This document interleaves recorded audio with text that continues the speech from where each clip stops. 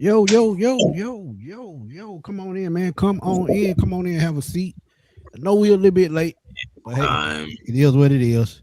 is Y'all gonna time. still get our opinion on this schedule. And boy, we already been backstage talking. So I know we've been backstage talking. Y'all been in the chat talking. Y'all been in other content creator rooms talking. So just come on in and talk to us for a minute. We ain't gonna hold y'all long, but yeah, crazy schedule. But we got two special guests tonight, It man. is. They family, man, so they not special guests, they family. We got family in the house tonight. We got our boy, let's get it, GA. Yes, Y'all sir. catch him on YouTube as always, man. Gaming channel growing every day. Got my boy A1 Forever rolling with me. Ricondo, real Falcon fan, about to pop back in. So let's wait till he gets situated. He'll be back in a second. Yeah. But yeah, man. So we gonna talk about this, man. There he is. Yep. I'm back, Ricondo, man. real Falcon fan, man. So yeah, we got a full house tonight, man. But we gonna talk about this schedule because it's crazy, bro. Whew. I ain't gonna Before we lie. get started, man, because I got a feeling Wow. it's finna go sideways real quick.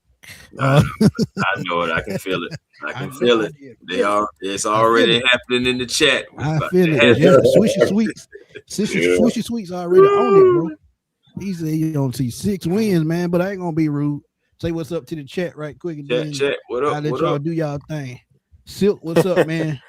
K Vincent, Rod, Perry, positive thoughts, man. Y'all go check him out on YouTube. Go check him out on TikTok.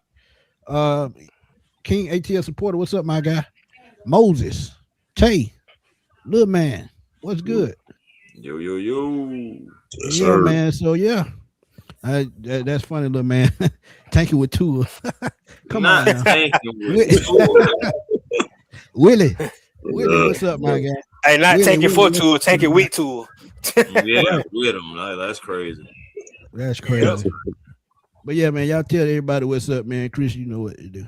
Hey, man, it's time. It's time to talk about it, man. The schedule is out. We've been waiting. We already knew the opponents. We just didn't know exactly where they'd be positioned, but How we that we thing was know gonna roll out. everything.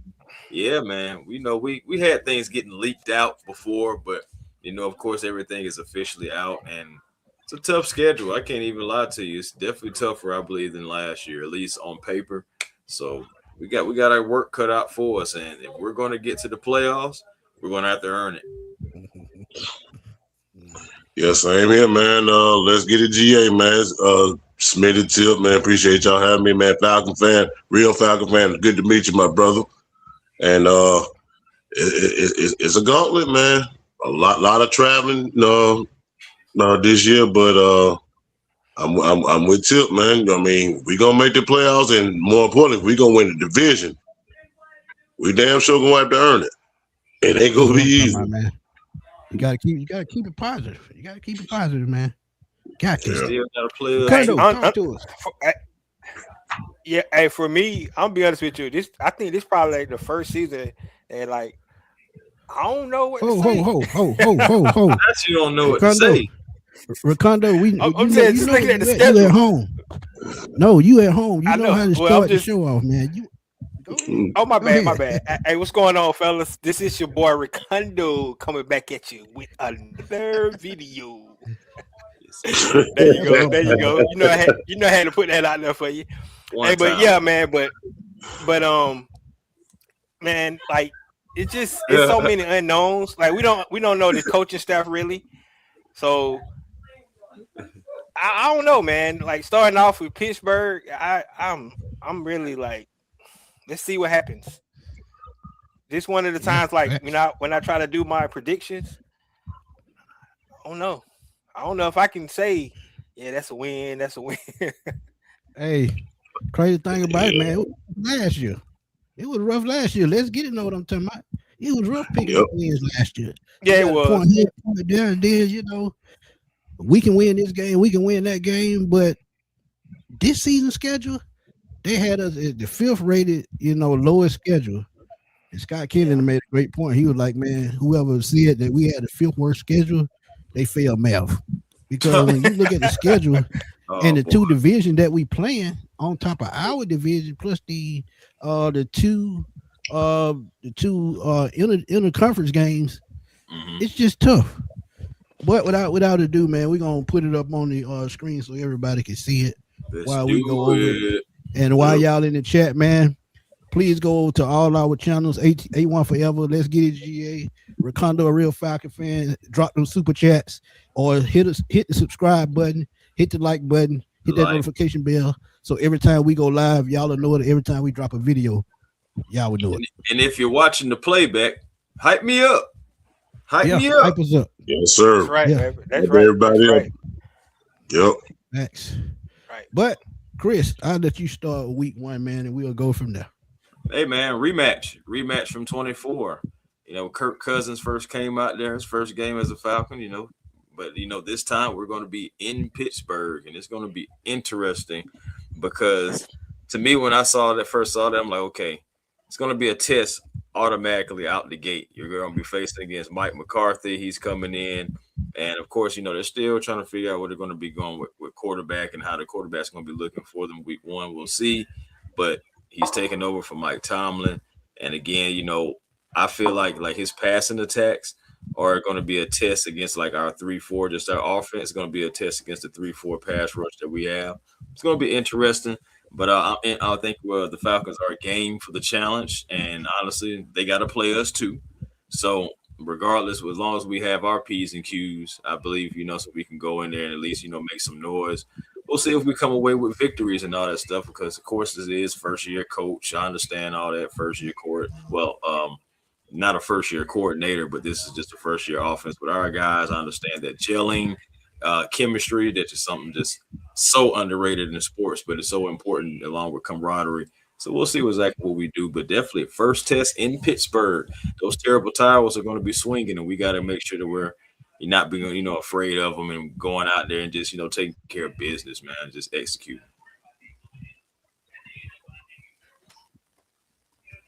Super facts. Yeah, T-Hemp, I got that fresh shave on y'all lad, man. You know what it is. I was wondering how long it's going to take for somebody to say something. Hey, I knew somebody was going to say something sooner or later, man. Hey, these folk don't miss nothing. But yeah, man, that very, very first game, man, it's going to be tough. Let's keep it funky. Y'all know we're going to keep it real on the show. So if we say something y'all don't like, oh well.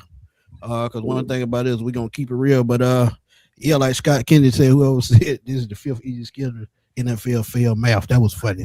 But I'm looking at the preseason game before anything. We talk about the Steelers, very tough schedule. Aaron Rodgers supposed to come back. They made some significant changes. One change that I think is going to benefit us, they traded one of the best defensive players. And I ain't talking about TJ Watt. I'm talking about Minka Fitzpatrick. I think they're going to hurt their secondary tremendously. But Pittsburgh going to always be tough. And playing in Pittsburgh, we already know. I still call it Heinz Field. I don't know what the hell they call it now. It's still the big ketchup bother to me. But when I look at the schedule, man, yeah, it's gonna be tough. But I think the way that they're gonna attack them is what Kevin Stefanski did when he was in Cleveland. Let's run the football. And me, let's get the GA. We already said it, man. Stefanski love that play action. Yep. And we've added speed. We've added another dynamic running back. So I just can't wait to see what happens. Quarterback just got to stay healthy. That's the biggest problem. But with them having Aaron Rodgers, 42 years old, he can still sling the ball, but 57 sacks last year is going to make a difference, I think. But that week 1, I'm going to surprise some folks. I'm going to say that's a win. I know it's going to be tough, and I know that still the defense is going to be tough, and they have some damn good draft picks as well. Revamp that offensive line, but I'm going to take that as a win. Let's get it. What do you think about week 1 right quick? Well, I agree with that. And one thing that I'm surprised you didn't mention, Smitty, this is a game that we're going against our old head football coach. And, you know, Jeff, Coach Brick, you know, he was, I'm not sure. I don't think he was there when Arthur Smith last year, but I'm pretty sure that he knows the kind of offense that he's going to run.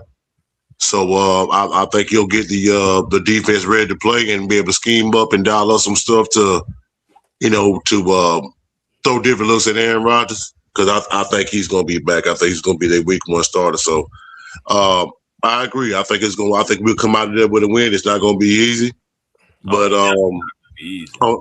on the offensive end, in order to neutralize, Michael Fitzpatrick and especially T.J. Watt, the best friend that we gonna have is run the football. To keep that pass rush at bay. If we able to stay balanced. Oh yeah, Arthur Smith at Ohio State. He damn sure is. Yeah, Arthur Smith gone. Yeah, Arthur Smith at Ohio State. Yeah, he's at Ohio State. Well, my bad to hell with him. Nephew. But like I said, it's Brian and Angelo, I believe it is. Angelo. Okay. Like I don't even know who the hell that is. Sound like it's Mike McCarthy offense anyway. So yeah, he's the offensive coordinator. But if we able to run the football effectively, man, and they're able to and be able to contain that pass rush, I think will be good. But we all know how that first game of the season, the very first game, the opener, we always come out very, very slow on the offensive end. You know what I mean? So, preseason is going to be key. Get the first team reps. I'm big on that. I'm not saying that play a half. I'm not saying, but give them a couple of series. The offense and the defense guys, especially the offense, to give these guys rhythm. You know what I mean? Because for the past 3-4 years, that season over, we always came out sloppy. You know what I mean? Right. Mm-hmm. Timing was off, and it was just discombobulated, man. So that's what I'm really looking forward to before we even see Pittsburgh. I just want to see some start, get some playing time in the preseason, just for a couple of series, man, and just get them guys in some kind of rhythm. That's just me, though. It's gonna be so interesting because, man, if they do play some starters in the preseason, you know how much that would just win over the fan base. Just a lot. It's just some fans are just waiting to see that, and I promise you, they're gonna win a lot of people over if they mess around and do that. And so for me, man, when I'm thinking about it, I think that's probably what I'm really interested to see this year is the preseason, like Smitty was saying, because with the so-called quarterback competition, right? I think they got to play these guys, man. I really think they need to play their starters, and until let's get it point. I mean, we need some rhythm. I think we come out and feel like we kind of find our way through like the first 2 quarters, and then we try to get. Then it's too late. So I think we need to change that. I don't think we played in the preseason for the last 5 years, man. Yep. Go back to Arthur Smith, it's been a long time since our starters played in the preseason, so that's going to be huge. It's been longer than that, Ricondo, because Matt Ryan didn't even play in the preseason his final year here. Yeah, so it's been a couple of years. So it's been longer. So that's sad in itself. But really, for me in Pittsburgh, I'm thinking about Jawan Taylor, man, and Caleb McGarry gone, Jawan Taylor. I'm thinking about him with T.J. Watt. I think because T.J. Watt destroyed us. You talk about last time we played these guys. T.J. Watt had a good game against us. So, and I think one positive out of all this is that Kevin Stefanski is really familiar with that team. So, I think that's gonna help out a lot. So, I'm with you guys. I think we potentially could come out 1-0. Start the season. That'd be huge for us if we can't go on the road against that Pittsburgh Steelers team and win. That'd be a good starter for this new regime and everything. So it's gonna be interesting to see who the quarterback is going to be. But yeah, I kind of like our chances in week 1 because of the familiarity that Kevin Stefanski got. Aaron Rodgers, man, he old, man. And then we're gonna run the rock. I think to your point, we're gonna run that rock, so I think that's gonna benefit us. So yeah, I'm with you guys. I want to know. And one last point about the Pittsburgh game before we go to Carolina. I just think it's gonna be a low scoring game. As I've been saying for the last 5 years, it's like a 4th preseason game. Everybody's still getting their feet up under them. Y'all remember they played here 2 years ago, and you talked about it, Ricondo. Falcons still played well enough to win that game, even though they didn't put up number 10 points. They shot themselves in the foot repeatedly with Kirk Cousins. So I think the run to football is going to win this game, and I think the Falcons with Brian Robinson, John Robinson, the Robinson boys, I think it's going to be too much for that Pittsburgh defense. And with Kevin Stefanski loving play action, we get the run game going, we're going to eat that secondary up. And there's no knock to Jalen Ramsey, there's no knock to Porter Jr. But Kyle Pitts is this could be the game that catapults him to that new contract. Because I'm telling y'all, Pittsburgh does not never have had linebackers that can cover. They're all blitz guys, run stop guys. So Kyle Pitts and man, let's get it. Jay talk about it all the time. There's got to be that signature game, just like Tampa last year. You get a game like that to start the season, sky's the limits. Hey, that definitely be a Get statement. him the footballs, good things happen. It's been proven. We've seen it. Facts. Yep. But September 20th, very next week, Carolina Panthers, first home game. Chris, I'm gonna let you start this one off. Hey man, got to make sure that you're taking care of the trenches. Of course, you know Dave Canales, he likes to hunt the inside linebackers during the pass rush. The nose tackle position is going to have to hold for the running game because I believe they're going to try to run the ball just a little bit more. They already have that RPO option anyway, but also just looking at the offense, I know they got Jonathan Brooks. They're still kind of high on him, but then they went and got, Trevor Etienne, of course, Chuba Hubbard still there. So they're going to still try to run the ball because teams are going to try to test the Falcons to see if the Falcons defense has improved on the gaps on, stopping the run game because that was integrity, right. So I believe, that this familiar foe is definitely going to try to test us, and we got to make sure that we're able to get be able to be a stopgap on them, and then we're able to take advantage of this defense because they got some guys. They went it, of course, they still got Derek Brown, still got Bobby Brown out there, but then they drafted Lee Hunter as well. That's going to help their defense. And so who they got out there? Huh? Said Bobby Brown. Yeah, Bobby Brown the third, Derek Brown. They got both of those guys, and then Lloyd, they got Lloyd and Phillips. They picked up both Right. of those guys. Yeah, right. Devin Jalen Lloyd, Phillips. Jalen Phillips, exactly. You know what I'm saying? You got their defense definitely improved, at least on paper. And like I said, he got a couple of good draft picks as well.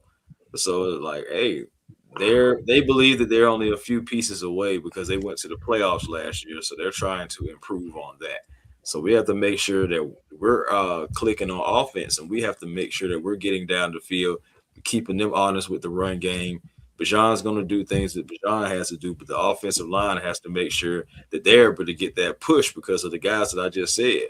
And there's even guys that I haven't even named yet that we still have to work our way through. So the offense and the quarterback situation, the chemistry, offensive line, everything has to be clicking because they already – for lack of a better term, as the old people would say, they're kind of smelling themselves. The Carolina Panthers are, so we got to knock them back down to earth, and because we know them just like they know us, and we know how to attack them. And they're going to have like similar guys, but their defense did get better. I will give them that. But the Atlanta Falcons, our offense, I believe, can still be clicking as long as the quarterback is upright. We already know that we have at least guys who are capable to get the ball to receivers, no matter if it's Michael Penix Jr., no matter if it's Tua or whomever. It's just we got to make sure we keep that quarterback upright. That's the most important thing, I believe, to me. Give the guys some time. Right. But Chris, I got that car seat in my back seat if Bryce Young still needed. Let's get it. What you think? Keep it on deck. What you think, man? Talking to me, big bro? Yeah, what you think? For me personally, man, it's good that we played them in the second week of the season because as it lines up, we played them the last game of the season as well. So I'm glad, that we're playing them early.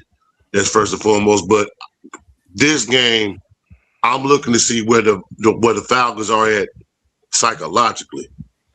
Dating back to last year in that last game of 2024, let's just call it the Buck fellas. Carolina has had our number. Let's just tell it like it is. And it seems to me that Bryce Young has his career games against us. You know what I mean? I get what Tip's saying that we're able to keep MPJ with his MPJ or two upright and keep them protected. The offense will be able to do what it do. But can the defense really – can we contain Bryce Young for a change? He's literally balled out. I got to give him credit. He has balled out these last 3 ball games against us. I mean, they swept us last year, 30-0 It was a tight knit ball game, when they came down to the A, but they won the game, and he was the big reason why they won the game. Hey, let's get that. Hey, that's my exact point. Like, I don't know what it is when Bryce Young see the Atlanta Falcons the last 3 games, but it's like he had his career. Like, it seems like when they played Atlanta, it's like we think he can be our franchise quarterback. That's how good he looked against the Atlanta Falcons the last 3 games. So, like, to me, when I'm thinking about this game, I want to see us put it on Bryce Young like we did before. Because I still don't believe he I don't know if he that guy yet. But when he play us, he looks like it. And so from a defense standpoint, the offense is going to be the offense. And I know Derek Brown, all those guys over there. But, man, Bryce Young looked like the number 1 overall pick when he played us. He's 4-1 against us. Yeah, he looked like. And the only loss was his rookie season. Yeah, he first game.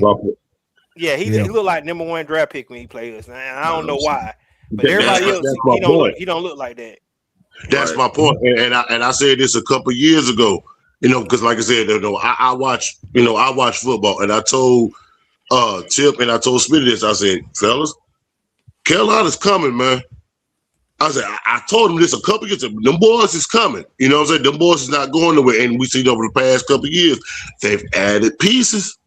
You know what I'm saying? So I'm like, hey, bro, this ain't the same old Carolina team. We can just all that's a dub, and it ain't like that no more. So I'm just looking to see where we are psychologically. Do the Falcons believe? Or do we have the talent, and we can go toe to toe with them talent wise? Of course, but when you go on the football field, you get in between those lines. It's a totally different ball game. And to like what my boy said, man, it seemed like. Man, he plays mediocre against everybody else, but it seems like when he plays us, man, he's like he plays like he was drafted the number 1 overall pick, bro. Yeah. I can't fathom that. I'm just saying the man is 8-26 versus the NFL, but he's 4-1 against us. That's what I'm saying. I don't know what it is. I guess it's the magic in the Mercedes-Benz Stadium because he's always had success there as well. So I guess it's just somebody in Atlanta that he liked. So great point because he had his career games in Alabama against who? The UGA. He had his best games against us. Yeah. So I don't know, man. What you think? And let's go and put this on record too. Okay. The Panthers ain't our rivalry. So Panther fans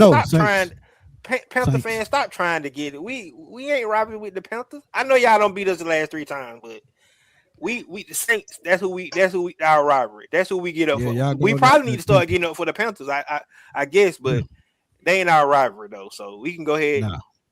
All Saints. Panther fan can stop coming at me talking about some rivalry, and I don't care about all that, man. We don't get up for y'all. We don't get up for y'all like that. I'm sorry. Look, I'm gonna finish it off like this. I agree with everything y'all said with Bryce Young. Biggest difference that I want to see this year, those 2 young killer linebackers that we drafted. I think they are going to be the key to stopping Carolina. Because when you spy Bryce Young too long, he gets past that line of scrimmage, he gets in the open field. We knew Kate Ellis couldn't catch him. We knew Devon Diablo was probably off in coverage. And Jalen Walker was an edge rusher. So now that we got 2 guys that can cover in Harold Perkins and Kendall Daniels, I think that helps us against Carolina. And you get that number 2 corner or slot corner, you need an Avion Terrell. So what they've added this offseason with speed and youth is something I think is going to work against Bryce Young. Forced them to be one-dimensional. One thing that I learned about watching them against other teams, they forced them to run the ball. It's their strength, true enough. But if you stop that run game and make them one-dimensional, and we know Bryce Young can't throw 40, 50 passes unless it's against us. 40 or 50 passes, and they be successful and win football games. Keep it real with y'all. So you spy Bryce Young, you try to get those 2 young linebackers. Hopefully they're up to par by that second game, and I think that's going to be the key. Spy Bryce Young. Don't let him get outside the pocket. Force him to throw in the pocket because think about it. He's only about 5'9", 5'10". He got to look over those guys 6'4", 6'5". That's going to be a problem. That's going to block his pass lane. So, yeah, you got to ride a Bryce Young. You do that, you win. So you know what? I didn't even know. I didn't even know that was his record, man, against the rest of the league. That's Yeah. insane. Yeah, I talked about that last year. I was like, man, we are literally keeping this man in the league. Yes, that's Literally. insane, dude. That's freaking crazy. Like we are literally facts. like the ones doing it. But hey, But in the day, week 3, man. out, you know. Week 3, you go to Lambeau. Week 3, and that's soon. The And Lambeau with that League. Green Bay, man, with that team, the way they've retooled, and we know who plays for them. That guy on that other side, we ain't played him in a long time. But hey, I'm confident. Is he Week gonna be 3, healthy? Green Bay. Is he gonna be back by week 3? That's a good question, Good Ricardo. question, man. We will see. He swear he was gonna be just back like- week 1. Yeah, just like, but see, I'm gonna use this reference again. Don't give a damn if y'all get mad. I'm gonna use that same reference, just like when I said with MPJ. We got to wait to see what happens with the OTAs, the training camps, and the preseason before we know what anybody's gonna be. Keep it real with y'all. Same with Michael Parsons. If he ended up on IR the first 4 games, would not be surprised. Yeah, I mean neither. Going to Green Bay, I started off right quick. Not gonna hold y'all. It's gonna be tough. We know it. But one thing about Green Bay, they just like us. They get off the slow starts. So you get them off to a slow start, knock Jordan Love out of rhythm. You got a chance to win the football game. Also, I think you got to worry about Jacobs more than anybody, because that's one guy that'll wear your defense down. Yep. So Green Bay gonna be tough, but I think when we compete with them again, pass game. We know that they have decent linebackers. What's the kid name? Edger and Cooper. They're best linebackers. That's who you're gonna have to key on. How do you keep him off that spot? I said it earlier in week 1. Kyle Pitts got to take control. Yep. So you get that defense going in the right direction in Green Bay. Get pressure on Jordan Love, because we know he's gonna make mistakes eventually. So defense got to win that game as well. But that's just my thought. And I think honestly we can start 3-0 if the offense keeps up with the defense. I'm looking at a 3-0 start, because Pittsburgh, I said, Pitts could take over because linebackers can't cover. Then you look at Carolina, the defense keep Bryce Young in the pocket, force him to make mistakes. Jordan Love, stop Josh Jacobs, which I know they can do. I can see a 3-0 start. One-dimensional. But we're gonna start at the bottom this time, man. Ricondo, we're gonna start it off with you, and we're gonna go up. So I think Michael Parsons, his if he played, that changed the game. I think that does change it. But I don't know they got a good secondary. So I'm with you. I think passing the ball might be, beneficial for them in this game, the passing game. Agreed. I mean, and you could utilize Bijan in the passing game too. So let's just go ahead and put that on. And then you got Zachariah Branch. I think you could definitely utilize him in the passing game. So I think they could, semi-run with the screen, the screen game and stuff like that. But I think the passing game, to your point, I think it might be really huge in this game. It's a Thursday night. It's the first primetime game for the Atlanta Falcons too. Thursday night game. The Thursday night game. So it's this is a short week. This is going to be a short week for both teams. So I think they need to make it simple. They're gonna have to simplify the game to play the game, and because they're coming on a short week. And I think make it simple, man. Get it to your playmakers. Put it in your playmakers' hand. Bijan, Kyle Pitts, Drake London, get in their hands and see can they make plays. But I think the passing game gonna be huge. But I think Michael Parsons, if he don't play, I think that's gonna give us a leg up anyway. So agreed. Sean, what you got? Man, I'm not gonna lie, fellas, man. Having that short weekend playing on Thursday night, man, that's gonna be tough, man. Yeah, and traveling to Green Bay from Atlanta. Yeah, I agree with that. Then it's a time difference between East Coast and Central Time Zone. It's an hour behind. That's gonna be tough, man. I do agree with you, Smitty, about the pass game is gonna be key, but how effective is it going to be? Being that it's such a short week. Well, the guys be in rhythm. Some guys going to be sore and stuff like that. But, you professional athlete, that's what you get paid to do. But Man, it's gonna be tough sledding, man. I mean, it's not only just us. Green Bay got to do the same thing too. They playing on a short week as well, but you Who they know, play? We know who they play. I was trying to see who they play on second week. I have no idea. I have no idea who they played that Sunday before they get to us. I have no idea. Let me see. Cause I was trying to I'll find look that it up out. right 'Cause quick. that'll tell us a lot too. I will say this too though, man. Yeah, that's a short week, and we man. I also remember they just got Jonathan Gannon too as their defensive coordinator. It's going to be interesting to see how he tweaks their defense and how we're able to respond to that. I believe Jordan Love They will is down. play. They will play the New Who they York got? Jets in New York. So they got So a travel. bye week. So never mind, a bye week for them.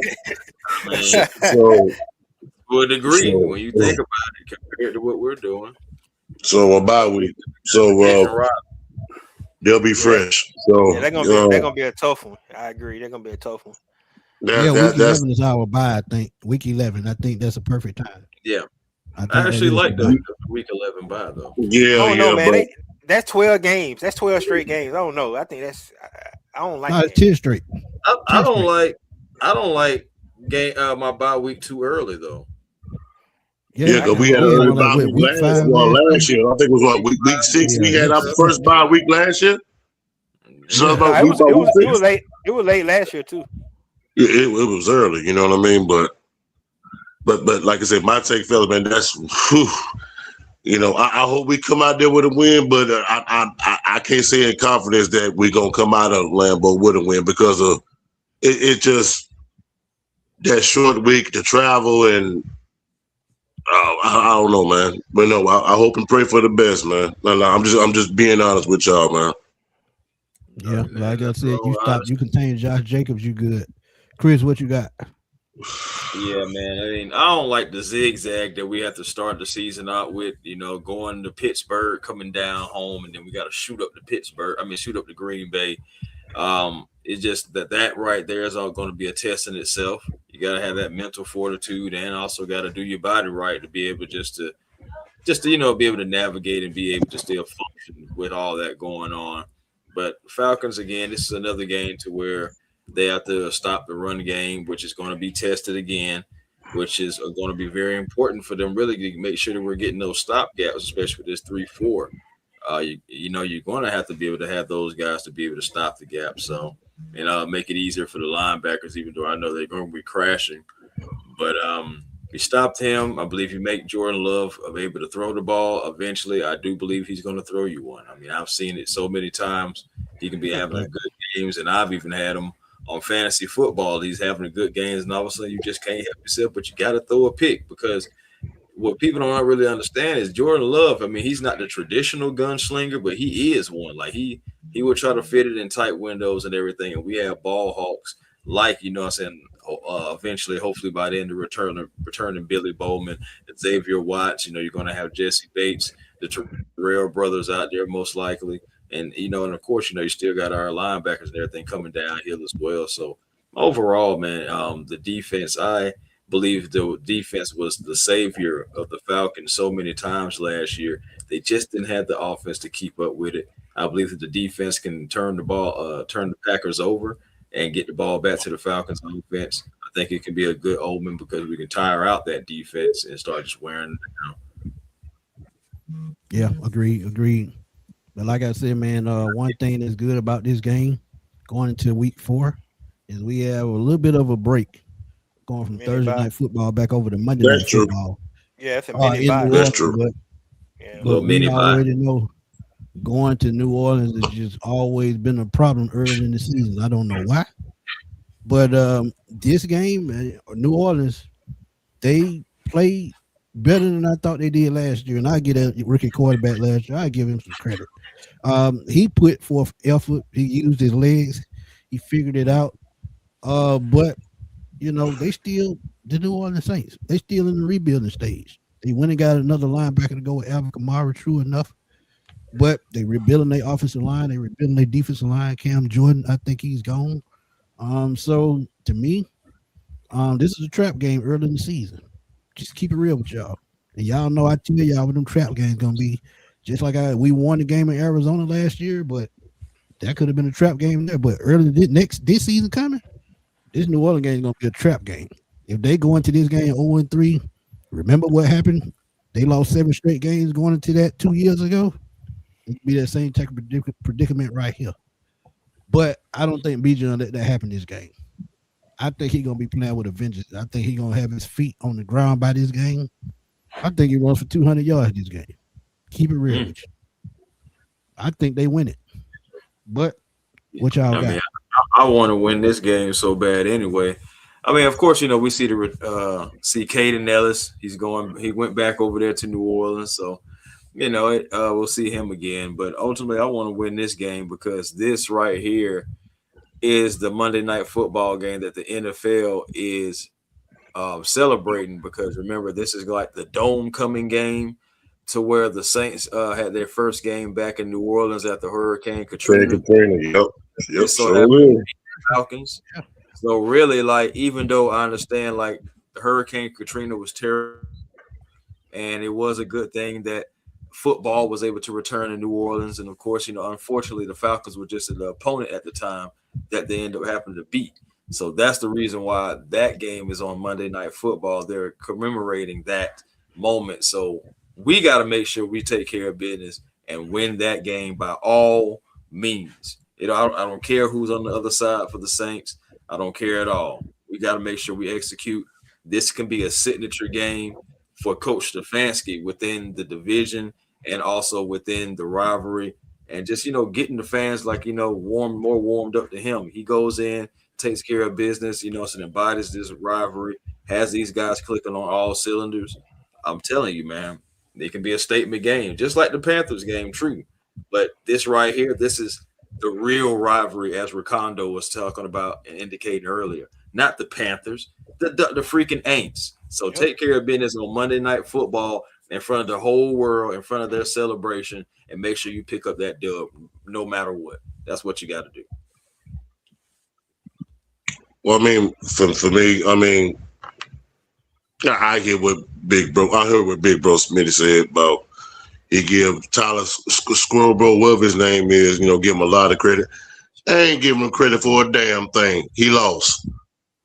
So, anytime we got a chance to beat them, I'm happy. I don't care how ugly or how lopsided it was. When we beat the Aints, that's always a celebration for us. Yep. You know what I mean? Because it's a big rival. I get that. I'm a firm believer in you beat the teams you're supposed to beat. And the Aints do not have a better roster or a better football team than we do. So I get it. It's a big primetime game, Monday night.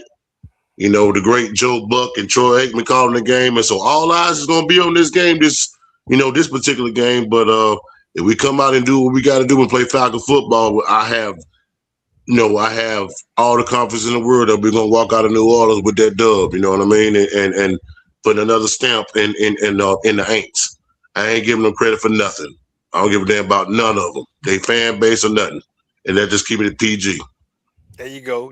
So for me, I'm with you on that. I hate this. Is probably one of the teams I hate more than any team in sports. Not just football, it's sports. I hate to say it. Andre Condo, the Yankees right up there with the Saints with me. Yeah, the S is silent. Please, yeah, sir, I can't stand the Aints, man. I just can't stand these guys. But I'm gonna tell you, Kellen Moore. See, he want to pass the ball. That's what he want to do. That's why he went and got Jordan Tice. He got all those pass catches and stuff. Mm-hmm. That young quarterback gonna give us some, because I think our secondary is gonna be really good this year. I think our secondary gonna be really good, and we get that pass rush going like we did that last game, right? Yeah. I don't know if JPJ gonna be back, but I don't even think we need him for this game. But we get that pass rush going, and that boy gonna give us some turnovers, man. Because I don't believe in him. I know he showed some flashes, but those young quarterbacks, man, nobody ain't got no tape on them. Yeah, they surprise people. That's what they do. But people got tape on them now. Watch, he gonna get exposed. He gonna get exposed. I mean, they went and got Travis Etienne, so they probably gonna try to run the ball. But Kellen Moore, man, if you go back and look at what he did in Philly, and what he did with the Dallas Cowboys, he want to run the ball. I mean, he want to pass that rock. That's what he want to do. So he gonna give us. I think he gonna give us some, just like he did last year. Yeah. So and it's a mini bye, so we gonna be ready for these boys. So just a W. I think the Falcons potentially could be 3-1, maybe even 4-0 going into these first 4 games. The crazy thing about it. The crazy thing about it is it's three road games. You see what I'm saying? So that's interesting. I don't think we had that like that in a while. So we got to go on the road. 2019, starting or at least starting your first game on the road. Now since 2019. Yeah. So three road games in the first 4 games is interesting, but but then after that you got 3 straight home games, so it all work out for itself. Yeah, it all balances out. Yeah. Yep. So that's even better. So we can go 3-1, 4-0, and then we get 3 straight home games. Oh, that's gonna be nice. Oh, that's gonna be sweet. Yep. But going to Baltimore, Baltimore coming to Atlanta, week 5. Yeah, this may be the toughest game of the season to me. And I know we got Kansas City. Don't get me wrong, but I just think Lamar Jackson just another element with Derrick Henry and the way we struggled against the run. I don't like to call losses, but this may be our first loss because it's just something about that running game in Baltimore, and they retooled that defense. You talk about Kyle Hamilton, Malachi Starks, Marlon Humphrey at the cornerback position, Nate Wiggins, and they went and got another cornerback in the draft. So the defense is revamping, but Harbaugh is gone.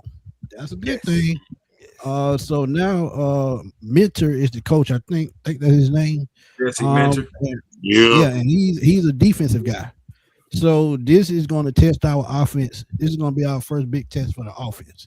Not only are you looking at the run game, you're looking at the play action as well, because I think they're going to do a lot of that, and try to put it in Lamar's hands to beat us. So I think it's going to be Lamar Jackson against Bijan Robinson in this game. But defense against defense, this may be another low-scoring game because both of these defenses are going to come to play. So and it's going to be a lot of running. So this may be another low-scoring game, but I think this is going to be our first loss of the season. Well, this game right here, you can bet your bottom dollar. There's going to be a lot of Baltimore Ravens fans inside the bench. You can beat you can book that because boy, dealing with Lamar and Derrick Henry with that's going to be tough sledding, man. I mean, it would be easy to say, man, if we could contain Lamar Jackson, but that's easy said than done, man. I mean, this one of them games, Smitty Tip and Falcon fan, man. I really don't know what to say, man. Is maybe prayer, if that makes sense, man. I mean, look at it this way.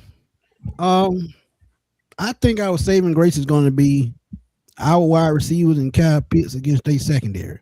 They may be our saving grace because 2 of our guys are 50-50 guys. Then we added speed in the offseason. So, and I know Kyle Hamilton, one of the best safeties in the league, but let's be real. There's still Kyle Pitts at 6'6", 83-inch wingspan. I still don't think Kyle Hamilton can stop him.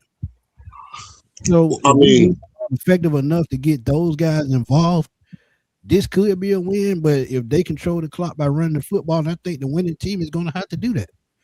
And I think nobody does it better than Baltimore. I say this: who's ever, whether it's us or them, who's ever the more physical team is going to come out this game with the win. That's what it's going to come down. It's going to come down in between the trenches. That's what it's basically going to come down to. Who's going to be able to go ahead? You know what I like about this schedule more than anything, man, is that it's a lot of all the teams in the AFC North, which Kevin Stefanski, he's familiar with all these teams, man. So he already know that Lamar Jackson, Derrick Henry, combination. He played twice a year for the last couple of seasons. 7 years. Right. I mean, he should have some kind of, this is how we stopped them in the past. I know we ain't got that monster over there in Cleveland. I know that, but I think it's gonna help, man. I really believe that, his insight, be able to play in the AFC North. I think that's good for us, and because AFC North, New Joe play hard. They defenses, they hit hard and stuff like that. I think all that is good for the Atlanta Falcons. Black and blue division. Yeah, man.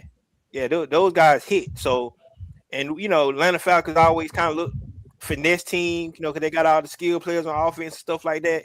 We need to be able to be physical. So I like this game.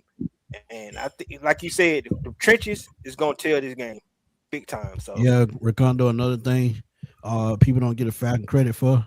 They probably have one of the more physical offensive lines in the league, the way they run the football. Yes. Right. So they can wear the Baltimore down if they can be consistent with the run. Yeah.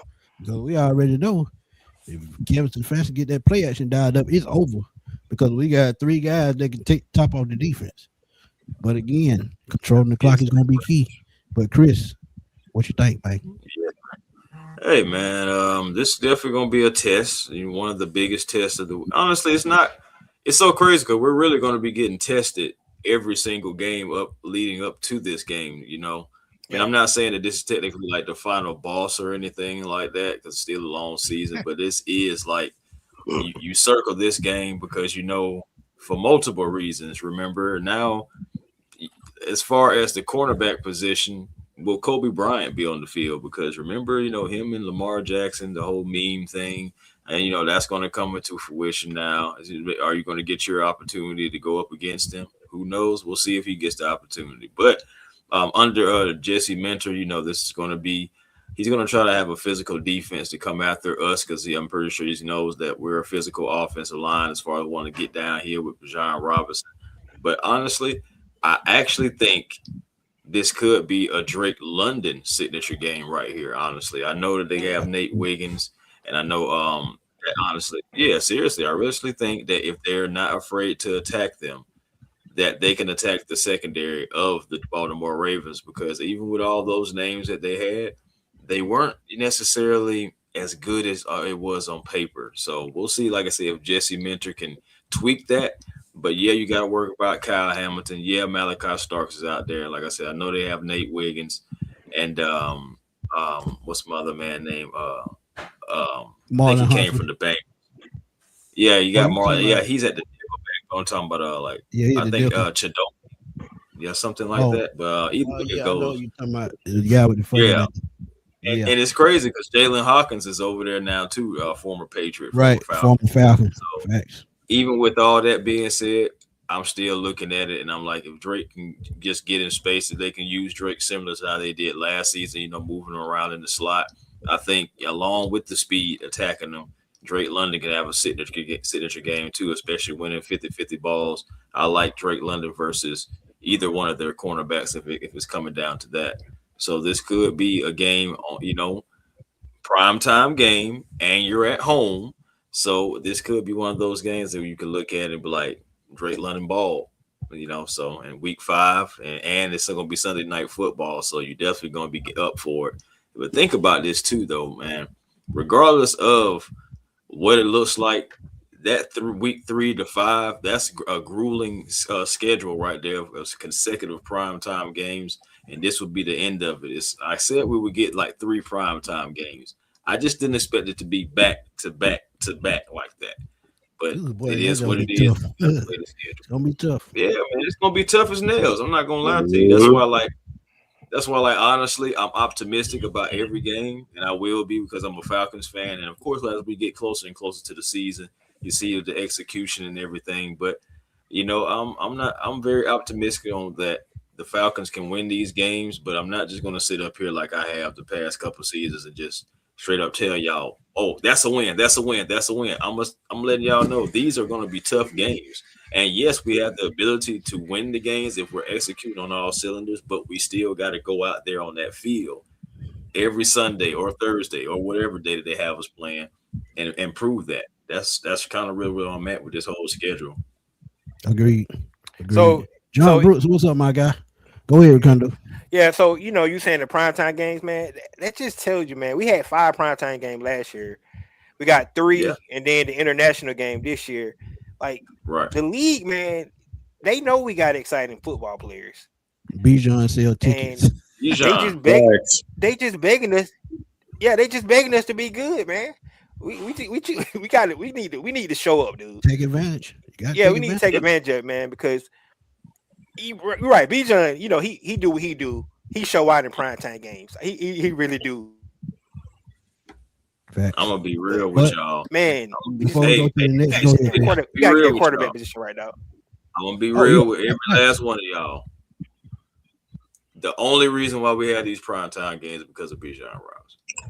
Yeah. Bijan sell tickets. I just said it. If we didn't have Bijan Robinson on the team, we would be one of those teams like the Titans don't have a primetime game. I seen that, and it was like 4 others that don't. But do the Raiders have a primetime game? Nope. No, they do not. Damn. That was another one. Yeah, the Raiders don't have a primetime Do the game. Jets have a primetime game? No, they do not. Okay. That's crazy. So the number one pick, well, I don't even know he gonna play. Kirk Cousins probably. Do the Dolphins have a primetime game? No, they do not. No. All right. Just making sure. Yeah, I'm just saying all those teams that you named, they do not have them. So and they do not have a dynamic player. Shall we continue? There you go. Bingo. Yeah. Arizona does not have a primetime game, Kelvin. Arizona does not. Thank you. That's the last one who it was, I think. Arizona does not have one. Arizona, absolutely. If y'all notice, that number 7 is made for prime time. The last time we had this kind of spotlight in prime time was a guy named Michael Vick. Yeah, Julio and Ryan did their thing. But when you talk about just one single person, it was Mike Vick back in the day. Now that number 7 has gone to Bijan, and now it's back to being prime time. But let's go to the Ian Cunningham Bowl, man, in Chicago. Recondo start this one off. He said Ian Cunningham Bowl and the return of Mr. Falcon himself, Grady Jarrett. So this is going to be a game here. And man, I'm being honest, I'm impressed with Caleb Williams. His second season, man, what he was able to do, from his first season, got a good coach in. Ben just came in and did this thing, but this gonna be a good game. It's gonna be a good game because they got the weapons on offense. I mean, their offensive skills, skill guys, really good. Mm-hmm. Doomsday, they got running back. They got a quarterback. Yeah. So I mean, I think this gonna be a really good game, man. And I think it's gonna come down to I still don't know who our quarterback is. I think for me, why I'm so hesitant to be so. Okay, so what we gonna do? Hold on, Recondo. What we gonna do when we finish talking about this game? We gonna dig into the quarterback before we get to the San Francisco game. Gotcha.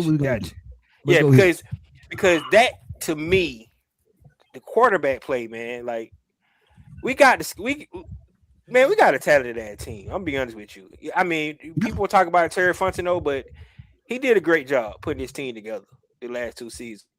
So, and the guys are here, the pieces are here. I love what the Ian Cunningham was able to add. To create the depth that we got.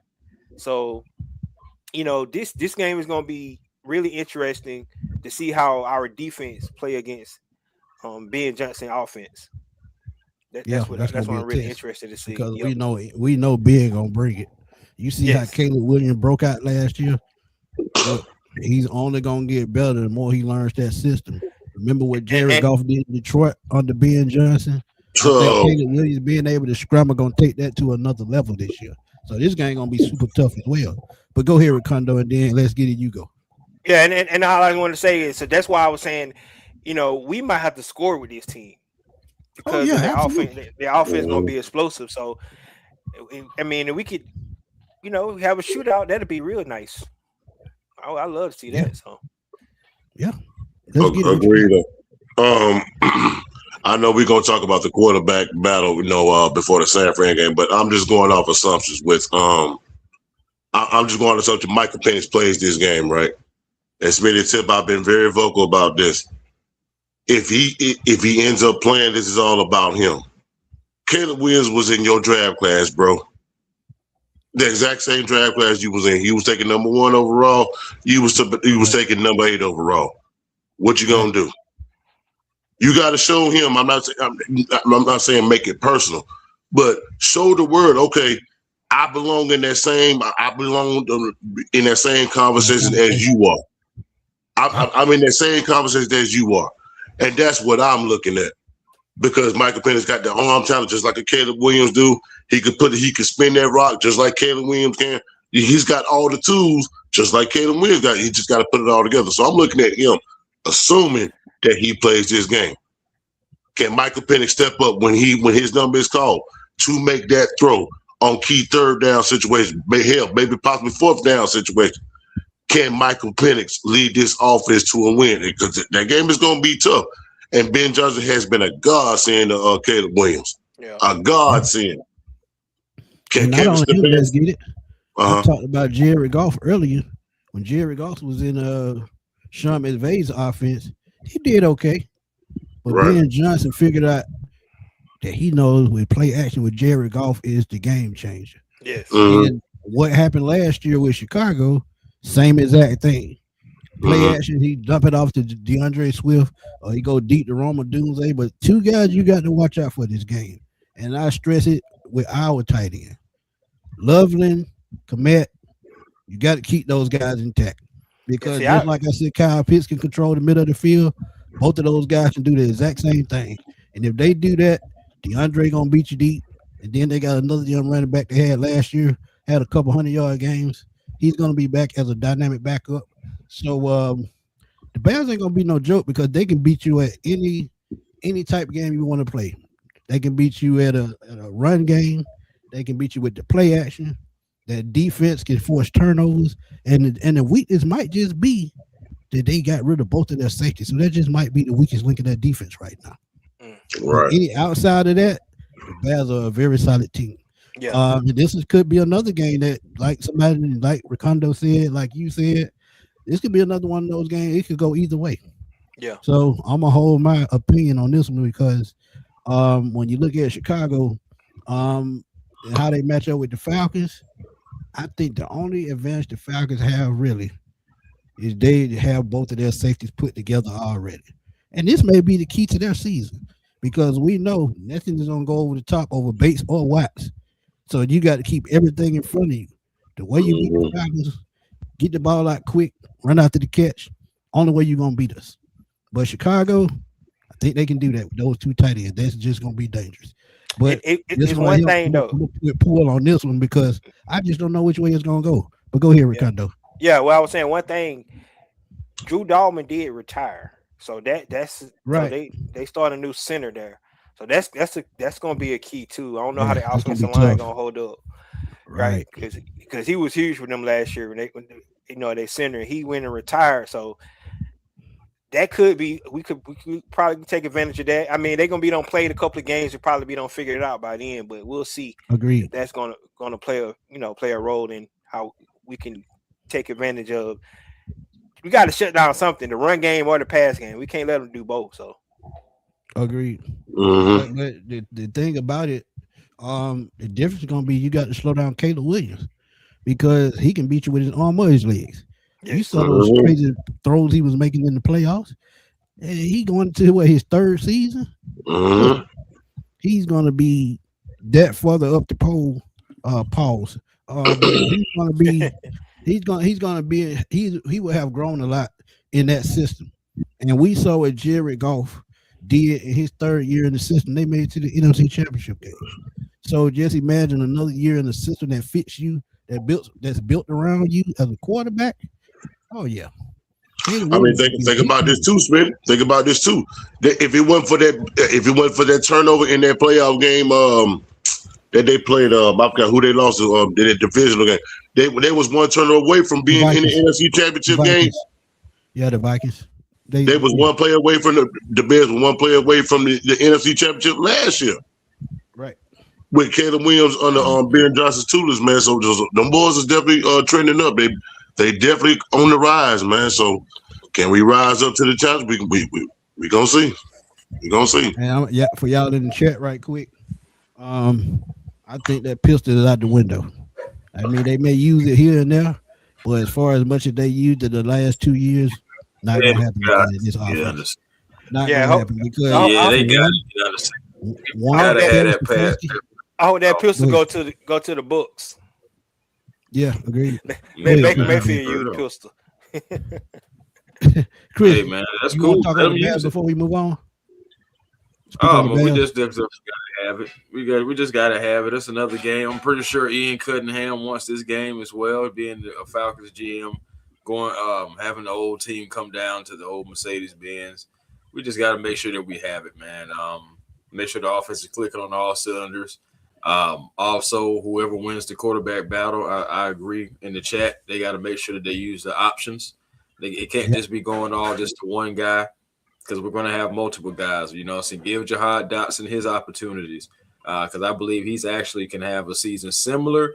I'm not saying that he may get 1,000 yards, but I think he can have a similar impact like the first year of Darnell Mooney, being like an outlet. You know, not necessarily being the second option. I still believe that that should be Kyle Pitts, but him being an option out there and maybe a guy that they kind of forget about, even though he's right there in their face, because they're dealing with Drake and Pitts and and Pitts and Bijan. So it's like, Right. you know, he could be that wildcat. And then we still haven't even talked about the impact of Zachariah Branch being an extension of the run game, of the pass game as well, taking some pressure off of Bijan Robinson. And then you still have Olamide Zaccheaus, who can take the top off as well. All this speed around. You got to be able to use the option because somebody's going to freaking get open. Facts. No way around it. But we're going to talk man. about the quarterback just a little bit and going into 6 games. If they come out this 4-2, they're in a great situation because look at the back half of the schedule. We almost beat the Chiefs the last time we played them. San Francisco going to be a tough game no matter what. The Bucs is winnable. The Bengals, the overseas game is winnable. The Vikings, the Lions, all these games are the Falcons have a chance to win these games. But the quarterback position, who do y'all think at this point at 4-2, whoever starts the season, let's just put it like this. Tua starts the season, Michael Penix gets healthy, Tua struggles a little bit. Does Penix take over at this point in the season, or is this the perfect time for him to take over at this point at 4-2 if Tua is struggling? Yes. How many games we The only talking? reason I say that is because I said 4-2. My We're talking about the first 6 games after the Chicago game going. Yeah, into he said they San Francisco. 4-2. Yeah, I think if they 4-2, they ain't gonna make a change. I'm saying, but Tua, he said, but Tua has been struggling. So if that's the case, and I'm thinking that the defense has been winning the games mostly for us, then if that's the case, if he's struggling. Okay. Oh, okay. Now, okay. I just want to get the I context. My bad, too. Okay. So that's why I say, if he's struggling, yes, because my thing is the only thing that's holding up is your defense, and that's the one thing you can't allow to get worn down early in the season. I know we have the bye week in week 11, but that's still only 1 week. If you're week after week after week putting your defense in terrible situations and not winning the game within the game, similar to what we have seen so many times, in the past regime, I'm telling you, like, that defense is going to wear down. And they're not going to be able to hold up when you need them the most.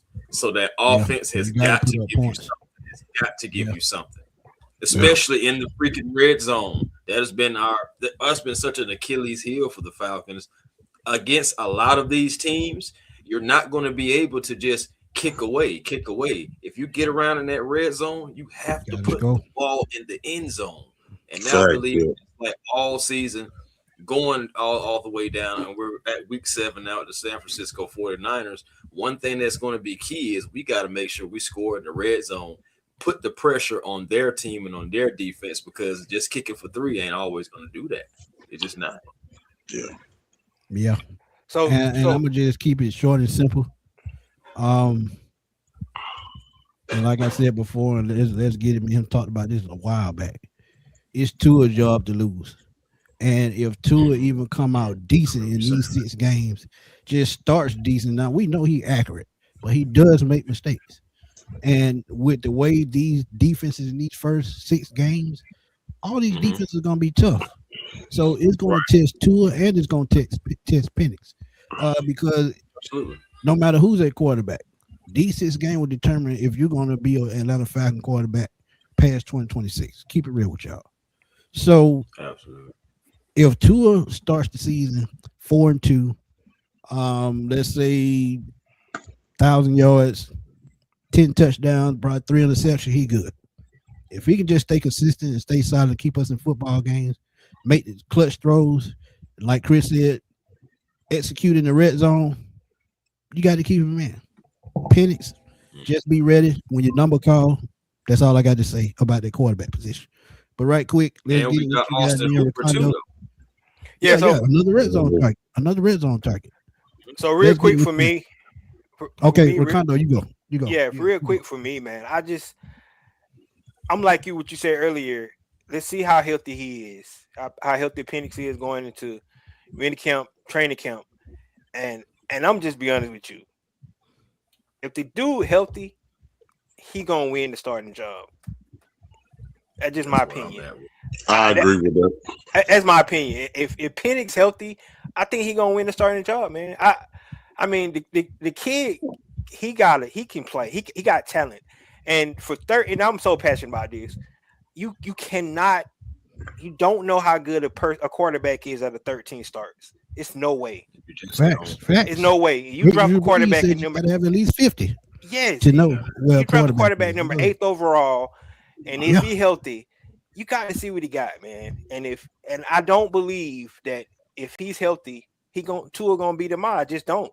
And that's just the way I feel. Now, if he's not healthy, yes, I think Tua gonna start the season, but I think Tua good enough he might keep the job too, though. That's the thing, because he ain't no scrub.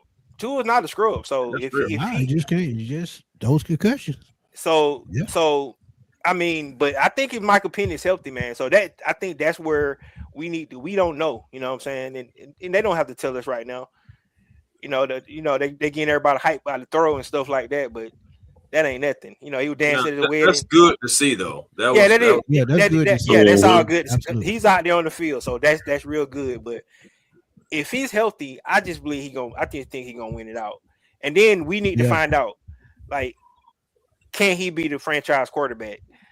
Because we got so spoiled for 14 years, man. We had a quarterback. We didn't have to worry about this crap. Now we turn into the Jets and the Browns and all these damn teams that every year we don't know who the quarterback is. We need to figure this crap out. So yeah, but Ricardo, I'm gonna keep it real with you, bro. I've been saying, and let's get into it. If you just let Mike Penix take his lumps that first season, I think we way past where we at now. I agree. We know exactly where we at. Let him play, man. We will know exactly where we at. Because think about it. What did I just say? 3 seasons is what? That equivalent to what? 51 games? So yeah, we know exactly what we got at that point. Yeah. So I mean, he have shown flashes, dude. We've seen it. Oh, man. Yeah, he has flashes. Yeah, he's showing the flashes. What pissed me off the most when we saw him growing, Zach Robinson started messing up the play calling. That's why he started going backwards. Yep. First instance, perfect example. Me and Chris talked about this.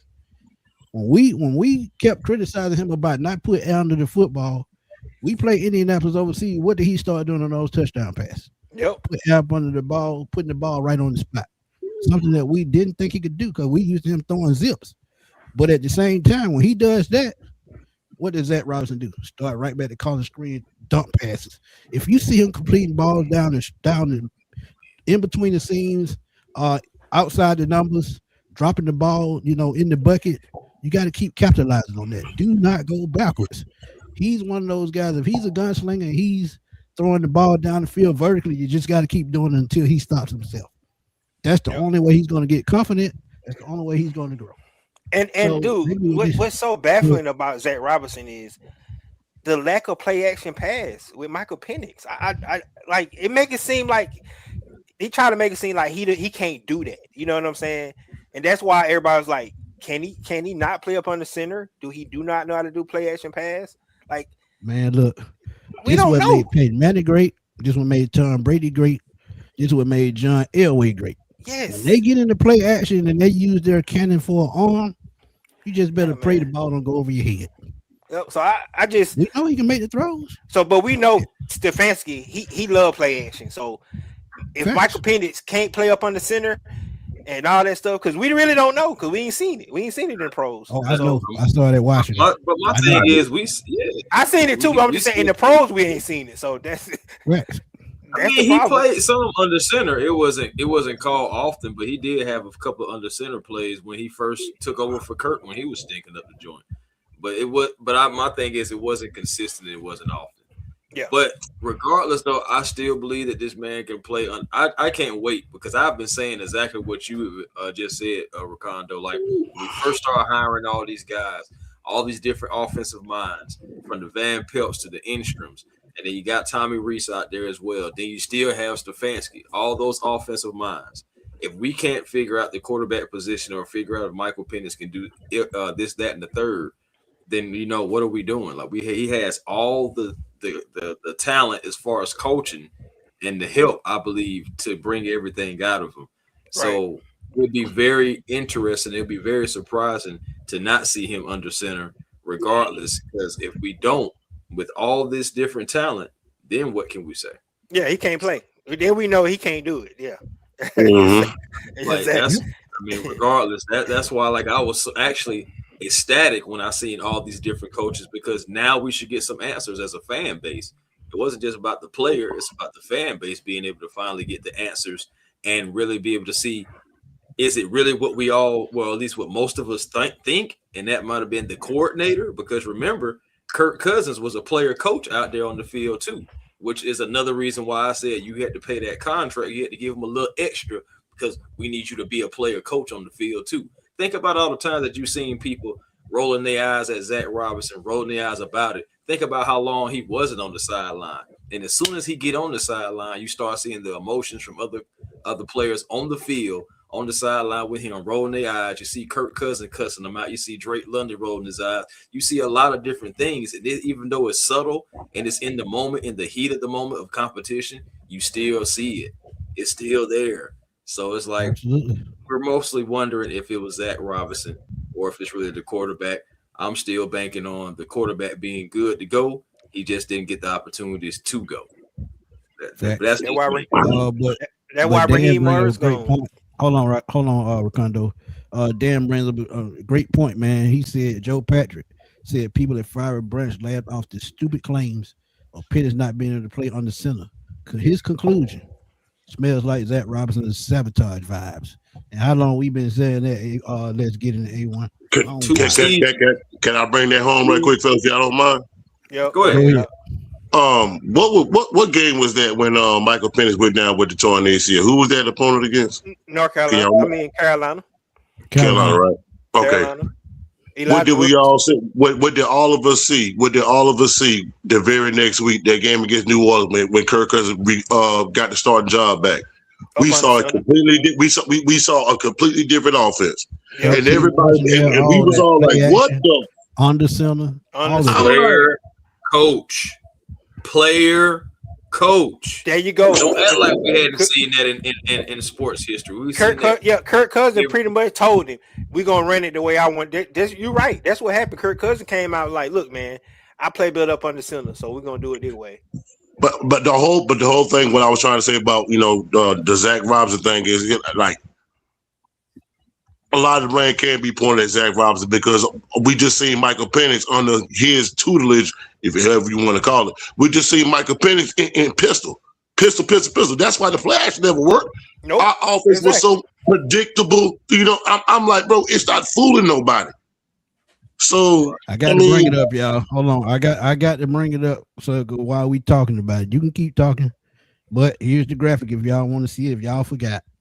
Oh yeah, that's right. I remember that. Right there. That's the graphic. Y'all didn't believe it.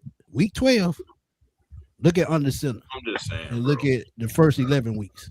Man, that's 50.9%. That's half. That's some bullshit. Think about that. See? Think about it. Crazy, bro. I kept that graphic because I knew we were gonna have to use it again. Look at week 3. Look at week 3 through 7, bro. Come on, man. And all of a sudden, then remember that week 8. Remember that significant about that week 8 too. I believe that was around the Dolphins' time. So that was Kurt too. Right. We got blown out. Right. So, but Ricardo, go ahead. If you done, Chris, go ahead. That's it, man. I'm a bit with the quarterbacks, man. Yeah, that's it. That's all. by the way, Okay. week 11, the reason why that's 15 right there at week 11, because remember, Kurt had to come in for Michael Penix. Yeah. Right. And then you see week 12, and this explosive. this drive back home another point by Let's what get Let's it right Get on It spot the always week say. after. Yeah. What Let's Get It always say. That also showed you were overexerting Bijan Robinson. And that's why I'm so glad they went out and got a running back that can come in and give him a proper rest when it need to be. And there's no not Tyler Algier, but I just think Brian Robinson is a better receiver out of the backfield. And I hate it for Tyler because he's getting hosed out there in Arizona, and he wasn't doing that. He wasn't getting hosed here, but they lied. I hate it. They went out and drafted a running back with the first pick in they draft. Oh yeah, it was some bull crap. But Melvin, tell Parker I said what's up. We got to tell the truth, bro. He was getting hosed here in Atlanta. He was. And my thing is because there was times where you could use Tyler, and it was times you just run Bijan. Yeah, we talked about it. You right. Many times you should have given the ball to Tyler. Heck, even the PA announcer in the bins, when he gets the ball, give the ball to Tyler. Yep. I'm just saying, bro, had his own catchphrase because they know you got to give it to the bowling ball. You know you got to give it to the guy who doesn't shy away from contact. So, I mean, don't get me wrong. I still believe that he would have been more beloved and would have been treated with more respect here in Atlanta. Regardless, I understand that you got to do what's best for you and your family. Go get the money and what's that family. Play closer to home. Play closer to home. I get it. But yeah, bro, what's up, my guy? Oh man, like at the end of the day, I hate that that they drafted a running back because they're definitely going to start Jeremiah Love. Unless he's struggling. Number 3 pick. Yeah, he definitely will. That's what I'm saying. It's like you go right back to possibly having a starting role because I mean, yeah, they got James Conner and I forgot the other guy that they have, but still, you at least had the opportunity to compete. Yeah, but okay, so you still had the opportunity to compete for a starting job. Love comes in there, he automatically leapfrog darn near everybody. But you ain't picking him at number 3 overall and ain't starting. He's starting. That's where they gonna mess up at though. I understand you want the one of the best players in the draft at that point, but quarterback been hurt. Yeah, you did draft Carson Beck. Marvin Harrison needs help. He's shown in his first couple seasons. You got to go out and get that second dynamic wide receiver and open up that offense. You can't do it. You can do it. You can run the football. You can open up the pass game. But if you got 2 pass catchers out there, that's a mismatch. Look at what it does in Cincinnati with T. Higgins and Jamar Chase. Look at what it does with 2 clutch receivers like Drake London and Kyle Pitts. When you have 2 dynamic receivers on the field at the same time, it helps your offense and it helps your quarterback. Yep. This is why Arizona messed up when they made that pick. Jeremiah Love gonna be a hell of a player, but we talked about Bijan at number 8. You go all up to number 3 for a running back. I think that's a reach. You should have tried to trade down. You still would have got him probably. Mm-hmm. And now they ain't even got a prime time game. Then they got Jeremiah Love. Either way it goes. With the second half of the schedule, fellas, we can just run through it. We ain't got to break it down there. Just give a quick thought. We on San Francisco. I'll let Chris, you gonna start this one. San Francisco. Tell me what you think. Hey man, well, you already know what we have to face against Kyle Shanahan. He's always looking for offensive ways to attack your defense. We're running it back as the rematch of last year, but this time at home instead of out there in California. So we're going to have the home field advantage, but 49ers fans travel, and there's some that's down here already. So we got to be ready for that. But most importantly, we got to make sure that outside run scheme that, we're able to exercise or execute ours more so than theirs and really, exercise them. And the threat for our defense, of course, is Christian McCaffrey, somebody that is able to find gaps in the 3-4. Of course, so when you find that gap, that's the thing that's going to get them to the second level. We got to make sure that we keep them at the first level. and make them one dimensional. Because even though Brock Purdy, he plays with a chip on his shoulder, being of course Mr. Irrelevant. He doesn't go out there, and when he stays upright and doesn't make bonehead plays, he's a pretty good quarterback. So you're going to have to make sure that you're taking care of that. Not sure if they're going to have George Kittle back. That'll be interesting because one thing about George Kittle, he is one of their best blocking tight ends, and it has been that way for a while. So it's like, and they get Fred Warner back. So yeah, Yeah. defensive end, yes. So you got to compare. Yeah. I forgot about that motherfucker. Right. Yeah. So let's get it. What you got? Well, I'm with Tip, man. If we could just make them one dimensional, man, and if we able to contain Chris McCaffrey, I think that's going to set us up for success. And with Brock Purdy, when he's kept upright, he's a pretty good quarterback. But as far as defense, we got to hit him and keep hitting him and keep hitting him. Sooner or later, he's going to get rattled, and he's just going to throw the football, so you just wait for it. So we be able to dial up pressure and get him on the ground on a consistent basis. I think we'd be in pretty good shape. I just want to get my little 2 cents and keep it short. Hey, don't forget too, fellas. We got two familiar faces that we've seen from the NFC South. Because remember, Raheem Morris is a part of that defensive. Oh yeah, that's right. Yep.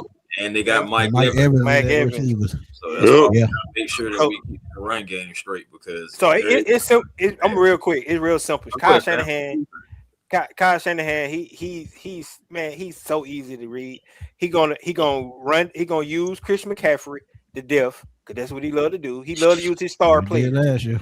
He does his star players. When he was here, Julio, he used Julio all the time. So he going to Mike Evans and he gonna go to Chris McCaffrey. I think last year, if we had Divine Diablo in that game, we'd have won. We'd have won that game. They had JD Bertrand in there. They picked him the whole game. I think we would have beat them boy. I think we would have beat them boy last year. Yeah, facts. Mm-hmm. Fred Warner, I forgot about him. That's a big key. So, but I think the Atlanta Falcons match up good against the team. It's gonna be interesting to see what Raheem Morris bring to the table too. So, yeah, that's all I got. One thing that I absolutely love about this matchup, this too, like I said with Baltimore, it's gonna be a test. One of the stronger teams in the NFC, especially in that NFC West that also has Seattle. I think this home game, man, is gonna be tough right before Halloween. It's gonna be just that scary.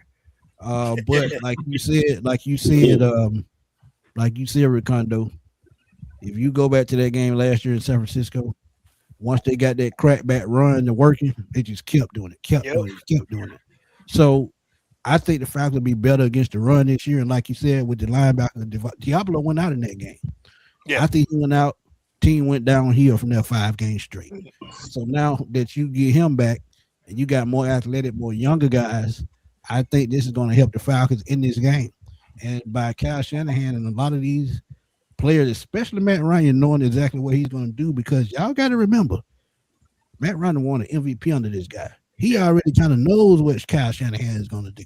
So I think with Matt Ryan being in that front office and being able to talk to Stefanski on a regular, I think there's going to be an advantage for the Falcons. I think they win this game now. But what they're going to have to do, they're going to have to take Fred Warner out. And I know I talked about Kyle Pitts, but this game, I think Zachariah's speed and Olamide Zaccheaus' speed is going to beat that 49ers defense. Yeah. And the last thing I just got on the whole 49er matchup, remember that was the time when that really was the game that started that losing streak, because the middle of the defense was just so vulnerable after we lost Divine Diablo. Yep. Yeah, man. That's why I like the dealt. That's why I like the dealt with Christian Harris, man. Like you said, Perkins and Daniels. I love it, man. Yeah, I love the additions of the linebacker. And then, I know we ain't gonna talk about him because he just been a disappointment because he can't stay on the freaking field. But Trey Anderson, man. I know y'all don't want to hear me talk about him because, but he's an athlete, man. He's an athlete, dog. Yeah, but the thing that I would like to see Ricondo, and I talk about this all the time, I would love to see can they use him as an edge rusher, because that size and speed and being able to set the edge is something he does well, and they can use that to their strength. I think Troy could get 10 sacks in the season if they use him like that. Yeah, Why? because you think about it, man. He about the same size, Michael Parsons. Yeah, true. Yeah, but the way that that Jeff Albrecht disguises defenses, I would love for him to disguise it, dial up a defense where he gets to use Troy, Jalen Walker, JPJ, and the 3-man blitz. I think it would be tough to stop because all that speed coming from 2-3 different directions, that's hard to stop. Yeah. Now you could do it with a screen, but faster those guys are, it depends on who you're playing as well. Let's get that out there. But if you use Troy as a blitzer, I just think it would just make so much sense. And I think it would be very, very it would help the Falcons. Mm-hmm. Okay, we'll see, man. I ain't gonna lie to you. You know how I feel about the whole Troy Anderson thing, so I just stay quiet at this point. Yeah, we know. Like I said, I know how the whole fan base feel about him because he ain't did nothing. But hey, man, what's up, my guy? But yeah, let's get off Troy because he might put me on the damn injury list if I keep damn talking. But after San Francisco, we travel south to Miss Carey neighborhood. We going to Tampa, man. Let's go. Another tough game, but we've been had Tampa number for a couple of years, so I'm actually positive about this one. But going to Tampa ain't never easy because it's always a close game. Whoever wants to go first with them, they can go ahead. Because I really don't have no. I'm gonna be real short about this. Man, Kyle Pitts game. Kyle Pitts love playing Tampa, especially in Tampa. Yeah. In Tampa, game, make him the number one option. Make him the 0 option. Make sure he get 20 targets and make sure he's the focal point in that game. Kyle Pitts game. Remember he had that career game with 3 touchdowns. Hey man, I think Kyle Pitts is every time he sees the Tampa Bay Buccaneers, he probably circles it like, yeah, there you go. So Kyle Pitts, no Mike Evans anymore. Right. So AJ, that's why I was going. That's why I was going. AJ will be a competent quarterback this year against Tampa. Yeah. And that's why I was going. No Mike Evans. Trials with Ted Hurst, and when they do, we got to take the ball away. Yeah. Yeah, no Mike Evans, man. That's where I was going. No David on defense either now. Look, it's different down there. So, yeah. Only thing, you said it, Kyle Pitts, go off. That's all I'm gonna say. I will keep it even shorter. I agree with you, Smitty and Tim. Give Kyle Pitts the ball and get the hell out the way. That's it. That's all. I think we all consensus on that. Yeah. Y'all ready to fly across the pond then? I think that's a win, by the way. Let's fly across the pond in Spain, man. España. Let's go. Joe Burrow, future Falcon. I'm still calling it. I don't give a damn if you get mad or not. Joe Burrow, this is going to be a tough game, man. Traveling. T. Higgins. Jamar Chase. Chase Brown, I said Chase Brown. Chase Brown is one of the most underrated running backs in the league. Nah, Chase been doing his thing lately. You look at that defense there retooling. They done put together a defense, but I still think it's gonna be a shootout. That's why I was going. That's exactly why I was going. It's gonna be a shootout. We got to score with them. We got to score with them. Yeah, I just think it's gonna be a shootout. Yeah. This our preferable home game, still overseas, but absolutely. So we need to get a win, man. We need to get a win on this one. But I think it's gonna be a shootout though. I'm gonna be real with you, man. I hate to say it.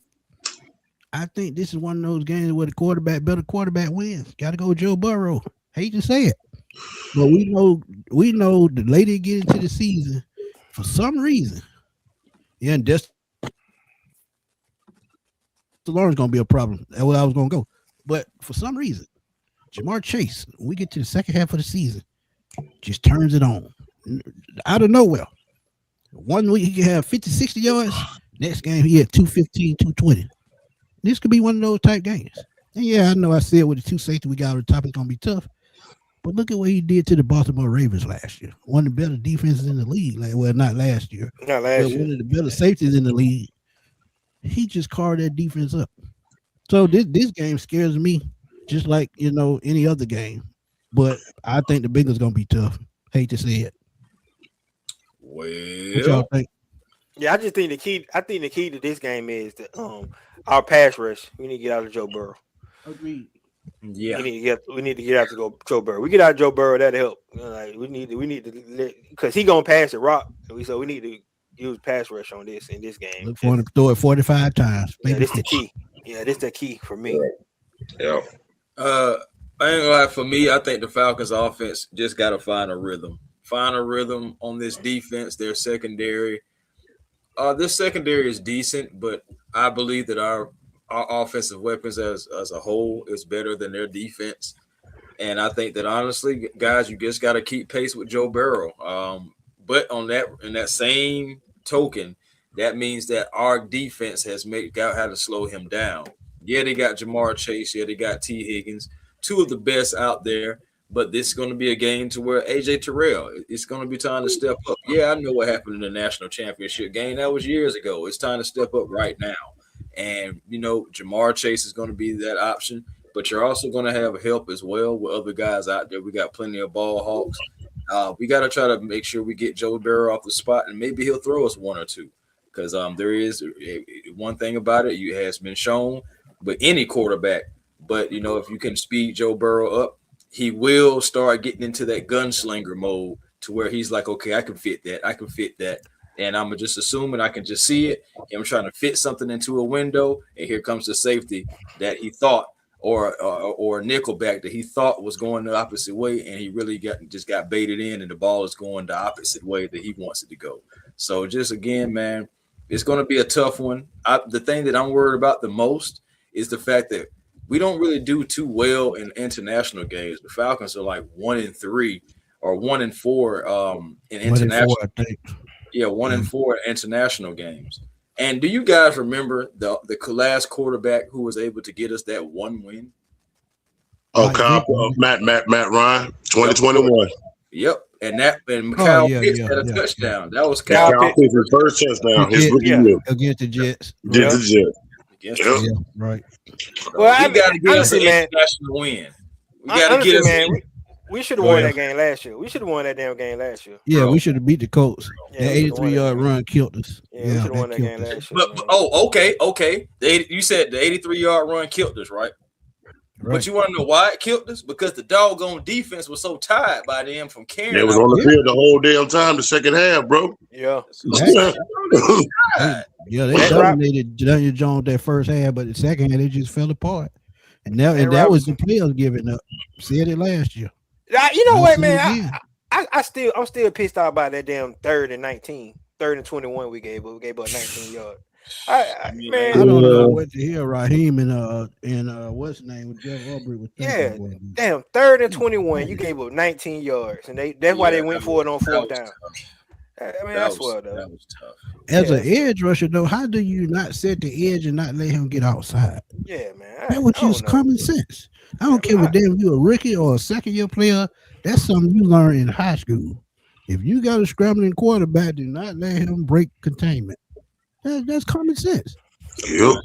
Outside contain. I played that position. Outside contain is what we called it. Yep. Sometimes you guess wrong too, and you choose some wrong gaps, especially like when you're dog tired and you just trying to get through the gap to just try to get through there. and I'm sorry, that's not the right mentality to take, But we'll see what happens though, man. It's gonna be great. I think Bengals game gonna be great. We need to get an international win, man. We need that win, man, and stay on course. If we get to the Washington game with a winning record or 2 games over, I think we're in excellent position because the crazy thing is we finished the season with 3 divisional games in a row. When the last time you seen that? But let's turn it back a little bit, man. Let's go to Kansas City. Not gonna hold y'all. Patrick Mahomes, we already know what Kansas City gonna do. Another shootout, back-to-back weeks. Yep. Can Rasheed Rice stay out of jail? We don't know. Travis Kelce last season, I think he's playing his last season in the NFL. Kansas City, man, we should have beat them last time in Atlanta. They took a touchdown away. Pass interference, we all see. And I think this defense is better than that defense, younger, stronger. I think we get Kansas City finally at home. Got to win this game. Slow down Patrick Mahomes. I think they found a way to slow him down. A lot of the NFL has really. So Patrick Mahomes, to me, yes, he's won multiple Super Bowls, but he's turned into a plain Jane at this point, and mainly because he has no Tyreek Hill. Xavier Worthy was supposed to be that guy, never panned out. But yeah, I think our defense wins this game. Quick question: are y'all surprised that this is not a primetime game? Absolutely. Yeah, I'm surprised. I am surprised. I'm surprised a little bit. But I'm gonna tell you why it ain't no primetime game. It's not in Kansas City, and Taylor Swift is not on the sidelines. That's why. Okay. Shoot, I was thinking honestly because they really don't know about our quarterback situation, and then they're not sure if Pat Mahomes is going to be back fully in form after the ACL or not. So it's just like, let's not take the risk. Let's just put it at 1 o'clock. They're already going to have the game. That should be enough. They put Justin Fields in there. Justin Fields. It's a win. If it's Justin Fields, it's a win. I'm going to go and call it. Somebody made a great point in the chat. They did lose Trent McDuffie in the trade with the Rams. To the Rams. So they're going to have they're going to have 2 young cornerbacks. And shoot, they lost the other guy too. Remember, he went out to the Rams as well because they lost both of their corners. Yeah, they lost both of their corners. Yeah, so they got 2 young corners. The kid from LSU, he went there. They traded up to get him. So yeah, this is game Drake London and Zachariah Branson. Those receivers just might take over. It's gonna be a shootout, but I think with that if the Chiefs have a chance, it's gonna have to be Kelsey. And I know at 37 years old, those young guys they gonna knock him out his spot. So I think our defense win this game, man. Yeah. I like it. I agree. Any more thoughts before we go on? Go. No. Vikings game, who want to take that one? I started out. So y'all didn't want to do week 11? No, I'm just playing. Okay, I got week 11. Vital rest period. Make sure that you know what I'm saying, you're getting some rest because those have been back-to-back physical possible shootouts with the Kansas City Chiefs and the Cincinnati Bengals. So, you know what I'm saying, like make sure, especially coming back from that flight from Spain, think about that. We didn't talk about that. But coming back from that flight from Spain, yeah, you're coming home and you got a tough opponent in the Kansas City Chiefs. And then you got to try to get some rest week 11 because, my goodness, you got to get back on the flight. What? And the second group of guys I want to encourage to get some rest during that bye week. Smitty, Tip, Ricardo, take the weekend off. Y'all going to be working so much. Take the weekend off. I ain't going to even do it. I ain't even finna sit here and lie to you. Right in front of this screen. Yeah, we probably talking. Take the weekend off, man. Yeah, I probably it depends on what the record is, how I be talking though. Hey, Ricardo, I'm gonna be honest with you. If we in the playoff race at this point, ain't no way in the hell I'm taking a week off. Ain't lying, dude. I'm be talking. But I'm saying for me, for the Minnesota Vikings though, this is Kyler Murray. Our defense. This is all on our defense. We got to contain Kyler Murray. Quarterback. Yeah, another quarterback. Go ahead. Because so I just think if we can contain him. I mean, I know they boost up their defensive line this year. I mean, this offseason. Dirty said his wife's a KC fan. She going off over here. Hey, shoot, so what's my mom? Hey, Dan, all thing I got to say is just going to get the blanket out the closet because you're going to be sleeping on the sofa tonight. I'm just we sorry, man. We sorry. Oh, good. I'm going to buy mom some flowers after we beat Kansas City because I know she's going to be upset. Yeah. But yeah, they gonna try to shut down Bijan. You know, Bijan had a field day with them last year. But you know, they went and got them two rookies, defensive tackles, Orange and Big Boy from Florida. They got both of them big tackles. Caleb Banks. Yeah, they got both of them tackles. So, you know, they're gonna try to stop the run this time, but I think it's all about our defense trying to contain Kyler Murray, man. That's what I believe. So hey, Solomon know me too well. He already know what I'm about to do. Yeah, man. He already chicken wings. Hey, man. Hey, we ain't trying to get you in trouble, man. Hey, I gave you the perfect pointer. Don't argue. Go get the blanket out the closet and say, "Hey, Sophie, we gonna chill tonight," and that'll be. I just tell her for that 1 week, you're a Chiefs fan too. That's how you do it. He will never be able to go back. As soon as he chill against the Chiefs again, hey, you remember what happened at Sophie and that? It's just gone in there. But yeah, gotta get it this time, man. Oh man, that's gonna be funny. But yeah, man. He said she coming on chat after the game. So yeah, hey, tell her to come on. If we lose, tell her to come on. We'll let her on air live to talk on Yeah. trash. the thing But if we win, oh, she gonna hit. right Oh yeah. about this game next. to the Vikings, remember they've retooled their offense just a little bit. They did Mhm. Juwan Jennings. He's gonna be out there with Addison and of course Justin Jeffrey Jefferson. Jones. Yep. Yes, sir. They at least have on paper, they think, it's an incompetent quarterback that's going to be able to get them the ball. We'll see if Kyler Murray is able to do that or not, or if Smitty going to have to get the car seat for him. So it's going to be interesting, man. The Vikings game is going to be very interesting. Last time, remember, well, not last time, but the time before, we seen Sam Darnold, and that offense was able to take care of business against us. And then next thing you know, our defense comes and smack them and J.J. McCarthy. So now with Kyler Murray, it's going to be interesting to see if he can get those guys the ball. But I still think we're going to try to establish the run and set dominance that way, and then be able to open it up through the passing game as well too. I still expect our guys to go after that quarterback, and no matter who it is, Kyler, JJ, I still believe that we got to get him off the spot, contain him because Kyler's mobile, and on the ground, man, you got to get him on the ground. So get the car seat.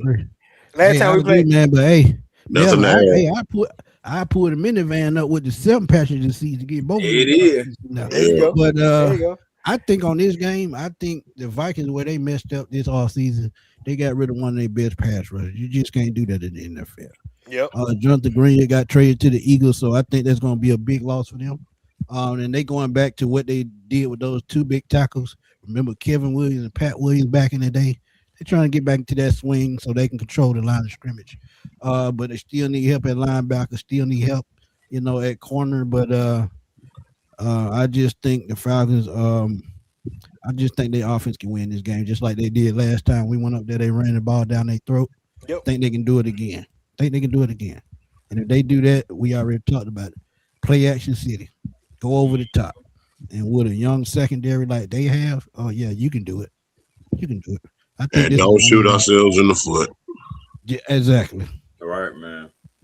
Last time we played Kyler Murray, man, he ran 40 yards backwards and ended up with a first down in Arizona. I don't know if y'all remember that game.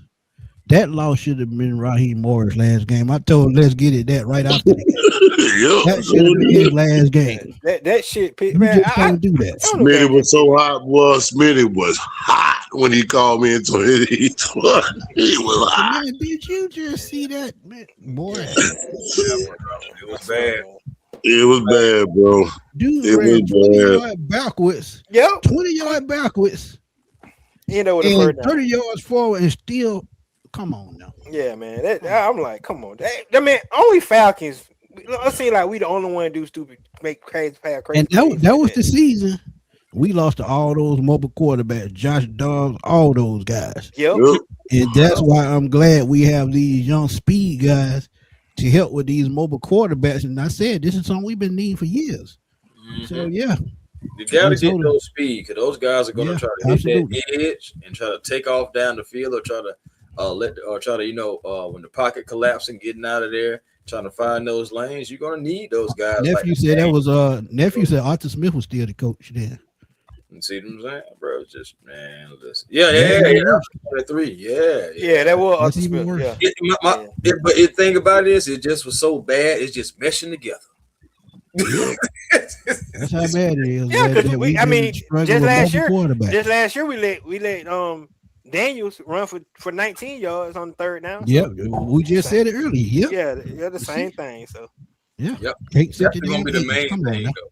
This is going to be the main thing, though, right there. Having people that can tackle. Can You can have the speed to get to them all day long.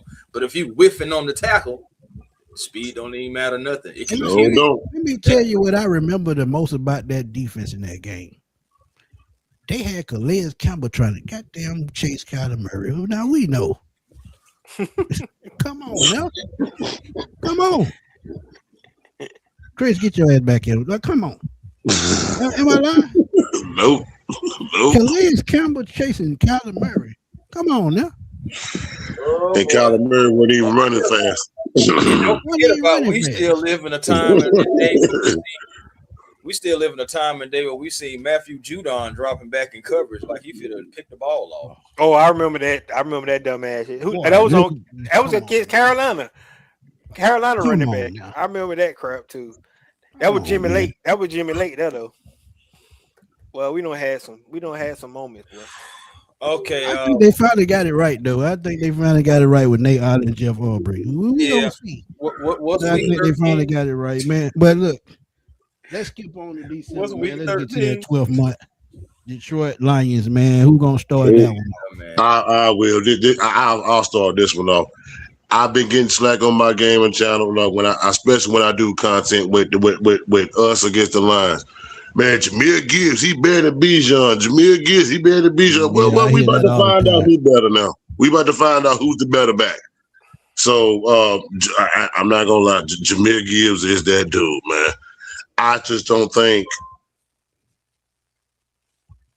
I'm not gonna say he can't do what Bijan do. I just don't think he's asked to do as much as Bijan is asked to do for us, if that makes sense. As far as versatility, was he able to do out the backfield, catching or running the rock or whatever the case may be, Oh, man? he do it all. He do it all. I mean, man, but this the game that I'm looking. I mean, I'm looking forward to this matchup. Bijan against Jameer. Who's the best? And that's all I gotta say. That one gonna blow this your is chant up officially right there. the I'm gonna Pay tell the you. Man Bowl. Officially the Pay the Man Bowl. Boy, Who gonna get paid? Who gonna get paid first? Bijan and Jameer. They smart. Bijan better get paid first because the Jameer get Bijan that be bag. smart. Yeah. If Jameer gets paid first, he gonna be at about 21, 22. Yep. If he gets paid Bijan gonna break at the bank. 21, Yep. 22, Bijan goes to 23, 24. Yep. So I'm telling y'all, somebody gonna be left out, and I'm gonna stick to that. But go ahead. Yeah, David. Go ahead, Michael- Ricardo. we know what you're talking about. Right. Yeah, right. Yeah, this game right here, man. This, it's funny when Terry Fontenot first got to Atlanta, him and Nick GM came in at the same time, and you saw how their trajectory went. And we thought the Atlanta Falcons was gonna be on the same trajectory, man, but we never could figure the quarterback position out, and now he gone. So, but I think they got to retool because they lost their offensive defense coordinator last year, and you saw it showed. It showed when Ben Johnson left and Aaron Glenn left. It showed, man. So they're gonna have to, fix some things out. I know Dan Campbell started to call plays and stuff on offense, but he get a new good offensive coordinator in there, and they figure that defense out. So if he don't figure it out this year, he gone. I'm saying it right now. Yeah. He done had his time. Now, So- don't get me wrong. When you put the right coordinator in the right position, they do their thing, you end up losing them. But at the same time, you as a head coach, that's what you get paid for. Yep. So if they don't, make noise this year, they gone. But And- again, go ahead. And the biggest thing is they offensive line, man. They had a lot of dudes retire on them. So they offensive They line. still got 3 number 1 picks on that line, so they still strong. Yeah, but so that's gonna be interesting to see. And Jared Goff, we're gonna see if he can get back to form the way he was, under Ben Johnson. So Good thing is this is a home game too, so they got to travel down to us and have to try to execute. But I think They'll be coming off their Thanksgiving game, I'm thinking. Yeah. So this is gonna be another one of those measuring sticks. It's crazy. You got like a few. I believe week 9 and week 10 is interesting just because going to Spain and then coming back home with 2 tough opponents, but at least you get the bye week right after that. But going down the final stretch with the Vikings and just the remaining of the schedule, this may be the toughest one that you have left. We'll see what the Vikings are looking like by then. But with the rest of them, this could be the toughest game that you do have left going down the schedule, the remaining schedule. Because the rest of the guys, at least 3 of these games that's going down the schedule, that opponent. So you know what to expect, honestly. So thinking is if you can get this game at week 13 as well, you should be shaping up nice by then. It's going to still be tough, but again, just go out there, put your best foot forward. They're going to try to run the ball. we're going to run the ball. So at the end of the day, just we'll see which back, is the one that's the difference maker and which offense can be able to get it done. And who can get to the time. I agree with that, Tip, but I think the key to this game, if they can slow Jared Goff down, they win. I think Jared Goff, to me, is one of the most underrated quarterbacks in the league. He can put up 350 yards at the drop of a dime. Ross he can also throw 4 picks at the drop of a dime, too. Yeah, facts. And we know Xavier Watson and Jesse Bates going to be waiting. So, but yeah, I think that's a win against Detroit.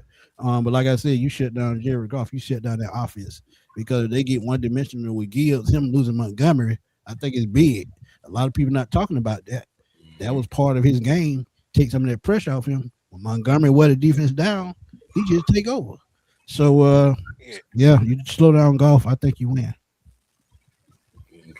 Yeah, I think just Jared Goff, his timing, man, because he one of the best anticipation throws out there with that play action. And if you throw his timing off, you got him. You just gotta get him off his spot. He's really that's when he at his best. And you go back, look, watch when he was using Ben Johnson, that pass, like you said, that play action, man, he was on fire. So keep you an throw eye his for timing off as well. Mm-hmm. Larry Dixon, what's up, man? Check out Dixon Way, man. Y'all what's up, bro? Yeah, check out Dixon Way on all platforms. Please go check them out, man. They do live content. Shout out to Larry, shout out to Shonda. I'm sure they, live streaming the Braves if they're playing or if their game is over. They probably already done the game, so shout out to them, man. Great content as always. The best team in baseball? Before, absolutely. Absolutely. We ain't even healthy yet. Fully healthy. So we get that pitching back to 100%. World Series, baby. Let's go. Acuna come back? Yeah, baby. We made our statement in LA last weekend, so hey, we good to go. Back got some good news too, so he might be about to start throwing again here. Good. There we go. December 13th, Cleveland Browns Stefanski Bowl. Only thing I'm gonna say about this is whoever they play as musical chairs at quarterback, they just better be ready. Yep. Because I think the defense is gonna dominate this game. Yeah, it's on the road, and I'm sure in December it's gonna be cold as hell in Cleveland. I think it's gonna be. But at the same time, I still think Bijan is gonna take over. This is where running backs. This is where you get the best out of them. Cold weather games. Yep. Brian Robinson. I think they run past the Browns. That's all I'm gonna say. Run right at Myles Garrett. I ain't scared of Myles. I know that's what I'm saying. Run right at him because he want to come around. Mason Graham is over there. Yeah, run right at him. He want to come out that edge. He run right at him. Look, Schlesinger, I'm gonna give him his credit. Very solid rookie year. Sure ain't no way to hear he should have won over Xavier Watts or James Pierce. But let's keep going. Yeah. Man, listen. We'll see what he does for what it would say Act 2. But right. Let me ask you this about the Browns. They got that wide receiving core over there. They went and got two young guys. Yeah, Denzel Boston. Yeah, Boston's Concepcion. Yeah, and then they still got Jerry Judy. I know Smitty. I think that's one of you guys. But and then of course, Harold Fannin. So their offense, they're going to try to attack our defense. But the thing about it is, bro, I think our defense is going to smack this offense and stall them early and heavily. Yes, they got Junkins. They got 2 rookie offensive linemen too, Tip. Yeah, on top of that. That's what I'm saying. Like, they're really going to be trying some things. I got respect for Todd, Todd Monken and everything. So I know he's going to have the best offense that he can for this. But I just think, honestly, first year, I think Stefanski still knows some of the personnel, some of the team guys over there, their strengths and weaknesses. And I think that he's going to give that to Jeff Ulbrich for the defensive end to combat against the offense. And then we're just going to go out there. And by that time, definitely be clicking on all cylinders as far as the offense go, and just go out there and take care of business. It's going to be cold. I'm assuming, week 14, December, Cleveland. So I'm expecting it to be cold. So make 20 sure degrees. Right. Oh yeah. But that's why you got to get Bijan right. Brian Robinson Jr. I think this is a game that you can, have him carry the rock a lot as well, because he's a more physical back. And also use the screen game. Get Zach Branch out in space and let him just zoom right past some of these guys. So got That's where Yeah, I'm at. I think the biggest loss for them is just Jim Schwartz, defense coordinator. Yes, Agreed. yeah. I think I that's would have left if I was him too. yeah, I think that's their biggest loss, man. The way he called that defense. So I'm with you guys. I think our defense should wreak havoc on that young offense. Yeah, No matter who they got at the QB spot, and then that defense ain't gonna be as good as it was the last couple of years because Jim Schwartz ain't there. Agreed. That's just what I feel about. Because he Jim Schwartz disguises blitz very well. Yes, yeah. Absolutely. Let's get it. What you got? Who cares? We win. Let's move on to week 14. There you go. Dan, I don't care who's gonna be the quarterback, but I'm gonna be honest. I think you should go with Shedeur Sanders because you just keep letting the kid develop. Just that simple. You got to catch his lump, just like I said. I think Watson gonna start the season though, bro. I think they're gonna play the contract. They paying all that dead cap money. They ain't got a choice, to be honest. But we go back to Washington next week, right before Christmas. This could be a Christmas present for us, and I hope it will be. Dan Quinn, Jaden Daniels, yeah. Only thing I'm gonna say about this game, and I'm gonna keep it moving. You jump out fast, they're not gonna catch up. Simple as that. That's something they've had a problem with the last couple of years. Jump out to a fast start, you win the football game. Point blank, period. Because we know the Falcons defense is gonna bring it. At this point, the defense should have grown to the point they're at elite level. Yeah. So I'm looking at this as a win and them jumping out in front. And Jay Daniels gonna be tough to stop. But tell y'all, like I said before, and y'all heard me say it on the channel 1,000 times. Dan Quinn has reached his ceiling. He made it to the NFC Championship game. Now let's wait for that dive to come. And after you get started. Hey, you read my mind, dude. Like I think Dan Quinn on the hot seat this year. Oh yeah. Point taken. See? Yeah. I think he on the hot seat. You know where I'm coming from. Yeah, when he get up here, y'all know. I already know. I mean, you can legitimately make an argument. He probably overachieved his first year in Washington. You can make a legitimate argument that way. Yeah, because Jaden, but it was Jaden Daniels. Daniels, you know what I mean? Yeah, he played. Mm-hmm. Yeah, he played above his head, and then he came back to earth. I think we will prevail. I think it's going to be a good game because if it was anything like it was the last time that we played Washington up in Washington, I know it was bad. Game like clock management by Raheem, but I ain't gonna lie. Michael Penix and Jaden Daniels put on the show, boy. I'm not gonna sit there and lie. That was a classic game, the most underrated classic game that nobody talks about. That game was good, and I anticipate this game to be just as good. And man, how you go from that performance from Michael Penix to be like, if you don't know, like that's it. That was his first game of the season. It was second game. His second game. His second start ever. Man, like I just don't see why people won't get a kid a chance, man. He needs to stay healthy, but think about that fourth down throw to Mike the Kyle Pitts on the ball, man. My thing is that's a big throw for a guy that's just really coming in, getting his feet wet. Pretty much a rookie. And you make that throw and you throw it with a dart, and it was right there for only Kyle Pitts. The only person that could have got to it was Kyle Pitts, so it was all on him. No last two drives, man. No last two drives was just spectacular. We win that game, we win the division, man. But to your point, Tip, that throw that he made in that pressure situation on the road, in that hostile environment, prime time at that. Kirk Cousins with his helmet on, thinking he fit to come in. My God. Yeah. That was a game that we had. That boy. Me and Let's Get It talked about that game for 2 hours that following Monday. Oh my God. That shit was crazy. Now think about this. The next week, he put on encore against Carolina, man. Yeah. Even though we lost that game, man, Michael Penix put on the show. He threw for almost 300 yards that game, I think. He threw for over 300, but it was Bryce Young. He threw for over 400. You know what I mean? That was off the Smooth Swan song the year before. Get his ass out of here. But look, Tampa Bay say to be determined. I don't know why. I guess they trying to see how they gonna flex it or what they Yeah, gonna do. yeah. But around the see, flex this late in area. the season, this late in the season is usually a 4 o'clock game. That's what I'm thinking. Yeah. Because you work for Fox, you know how it go.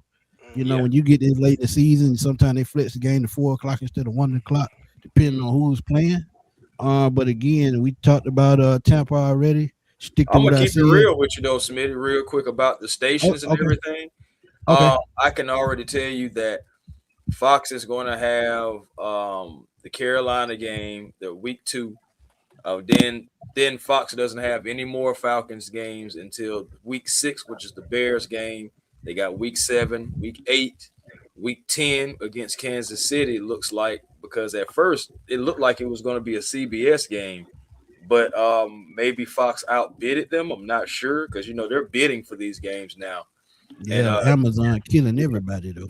yeah. Of course, Amazon got that that Thursday night football, so they're going to Right. have, of course, ESPN Monday night, NBC for Sunday night football. But Mhm. right now, from what I'm seeing, from week 14 all the way, looks like all the way until week 18, they're not sure about what stations. The to be determines are week 16. Yeah, they bidding still. Yeah, Right. still bidding. So But Tampa Bay game, like I said, I talked about it already. I think it's a win at home. Like I said, no Mike Evans, no Devontae David. Take a step back, I think. And I think Carolina is going to be our toughest opponent this year. But I think that's a win. And that's all I have to say about that. Nothing to add from me, man. Nothing to add from me, man. It's a dub. Get Kyle, pitch the ball, and everybody else can move out the way. Let him do his thing. I'm gonna say this: that Carolina game, we're gonna be resting our guys. Hey, I like it. I love that. Resting our guys in the Carolina. So January, New Year. Yeah, we going to New Orleans. Had we already been on locked up. same We gonna thing. be already locked up. We at NFC home. South. Yeah, so we just go to the last game. It said to be determined. I think that's going to be a flex game depending on the records. Yep. If we tied again, that's definitely going to be a prime time game, Absolutely. 8 o'clock. But if not, it's going to be a 1 o'clock game in Carolina, and we finish the season strong. And I think the last 3 games, we win all 3 of those games division out either way. Oh yeah, those games right there. That's where I was going to lead to. These last 3 games: Tampa, New Orleans, and then Carolina. Those could be games that, if you win them, you solidify yourself as a division winner, or at least set yourself First up round to at game. least go to the Yeah. playoffs. But it could come down to something like that, just being that close to where one of those games could decide something in a good factor or a bad factor for you. So it all starts from week 1, and you have to make sure that by that time, when you have those final 3 games, you're at least more so in a catbird seat than kind of like neck and neck, I believe, because again, you just don't know what's going to happen throughout the season. So a fast start and a strong start is something that the Falcons need anyway. But more importantly, they just need to maintain it and maintain, a winning that winning mentality. We got to have it by week 16. It'd be great for the Falcons to at least be tied for the division or ahead in the division, so they can have those meaningful football games at the end, and hopefully beyond in later January, because of course we got a couple games in January. Right. With that being said, let's just go on and do it. Everybody throw out their predictions since you started. Give us your prediction, and we'll go straight down. And let's get it, GA, Ricondo, and then me. Go ahead, Chris. Okay. Oh well. Okay. Put me on the spot, eh? That's And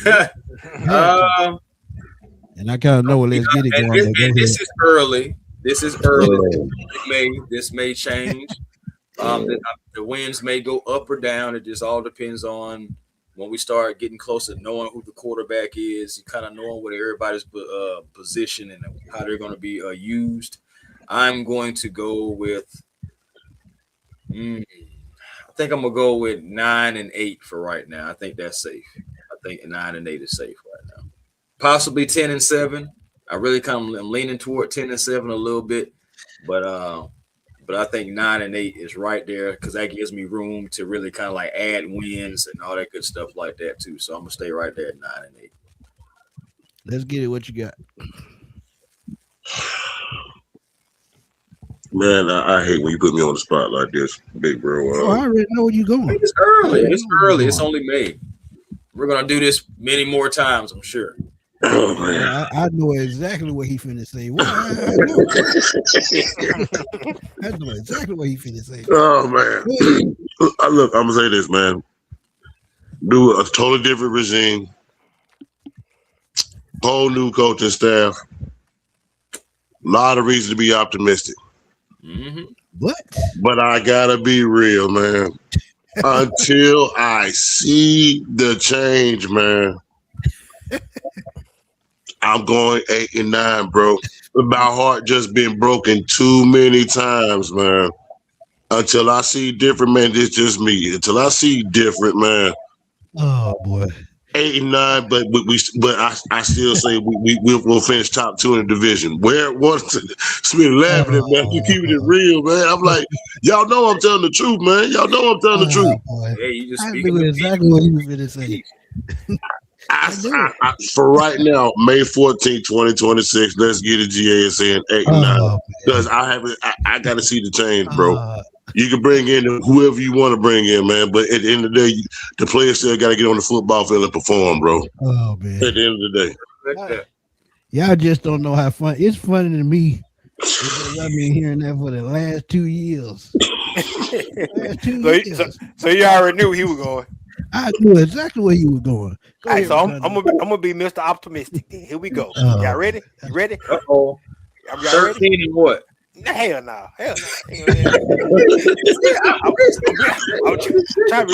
No, but I got a reason. I got a reason for this though. And my reason is how many games, y'all tell me, how many games we lose on special teams last year? 4. I was gonna say 5. That's why you can make the argument. That's why I'm optimistic because I think our special teams and people forget about special teams.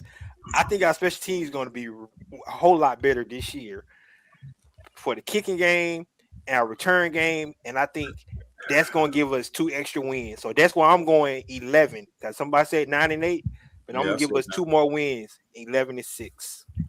Okay. Because of special teams. Hey, RB, agree with you. Let's get it. He's speaking like a true Falcon fan. my thing is if special teams can flip the field for us in a good way compared to last year, and we can make kicks, we may actually steal a couple more games. Like seriously, I think we're going to end most of these games, if not all. That's why Nick Folk got the contract. Yeah, I mean, think about it. The Jets game. How we gonna try to catch a point at the 2-yard line? 2-yard line. We should have won that game. The Patriots game should have won. You see what I'm saying? The first game of the season, we tied the game, but we probably go overtime, win that game. So I should have won. Yeah. So special teams, man. I'm telling you, people try to sleep on special teams, but Zachariah Branch being our returner, I think he's gonna help out. I think he'll give a couple more wins. Not on that, people just being able to tackle. Period. That's true too. The coverage. Oh boy. Oh man. Oh boy, that was a laugh.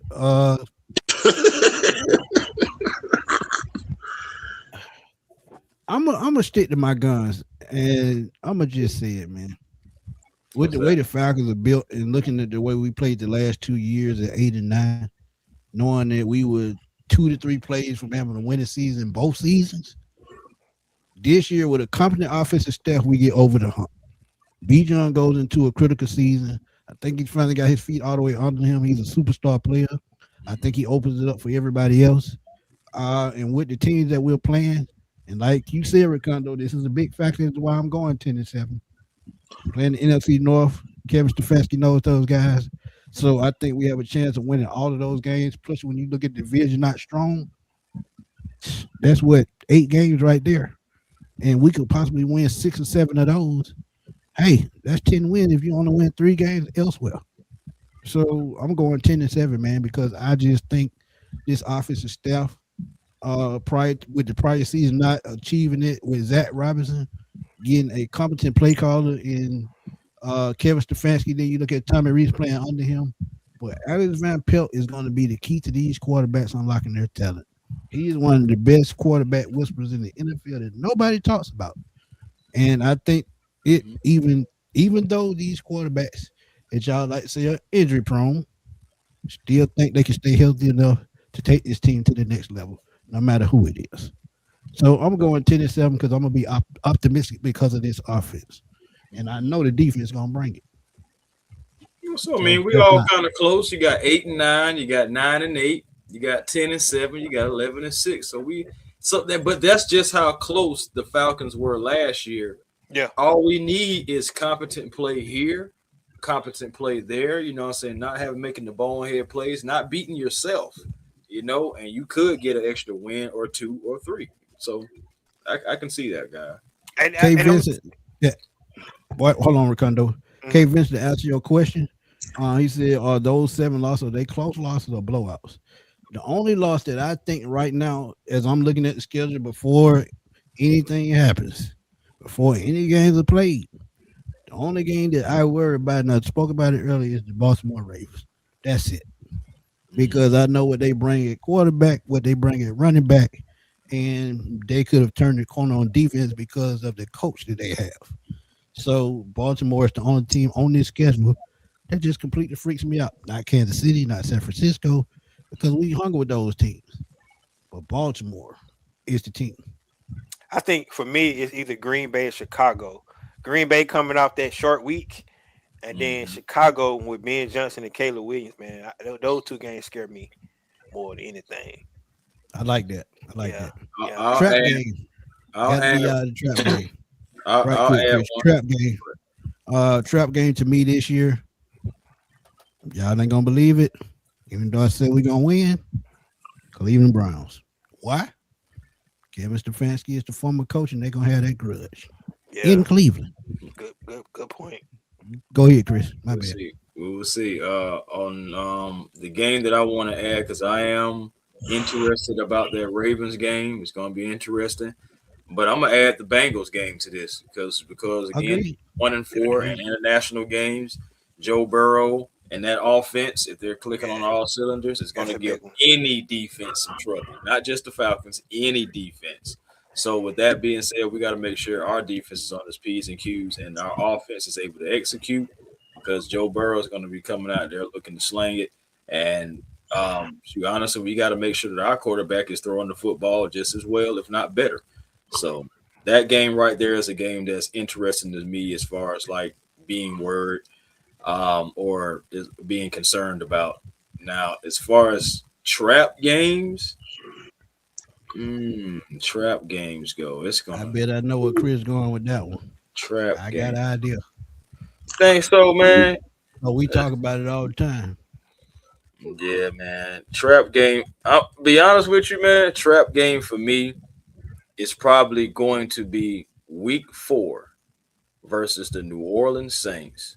Yeah, I said that. That Monday night football game. Just the fact that that game right there could be something that can be a turn, like it could be like a game. Excuse me. It can be a statement game. Can't talk right now. It could be a statement game for the Falcons because when you think about it, yeah, they're celebrating the Aints being able to come back from Katrina. But in my eyes, and I may be wrong for this, Falcons fans, but in my eyes, I'm looking at it as a complete backhand to the face on national television that you are commemorating this on national television on a primetime game, you know what I'm saying, in New Orleans versus us just because we just happen to be the team that faced them that time. And they beat the brakes off of us. Yep. I take that personally. And I Shout want out to Steve Gleason, man. Got that at least about shout 20. Shout out to Steve Gleason, man. Got that statue in the front of the Superdome. Yeah, shout out to him. Shout out to him. You know, salute to him. And I know right now that he's in a wheelchair and everything like Yep. that. So I don't have anything bad to say about Mr. Gleason or anything. I don't have anything bad to say about just Katrina, period, just because that was a terrible time. But that was catastrophe. On the flip side, keeping it football, I ain't gonna lie to you. I want to come out there, smack the Aints on their home stadium. And honestly, by the end of that Monday night football game, I want, our guys sitting up there at the podium talking about, you know what I'm saying, going on to the next week, getting ready to play Baltimore. Facts. Let's get it, man. What's the game you looking most forward to, and what's your trap game, and what's your trap game?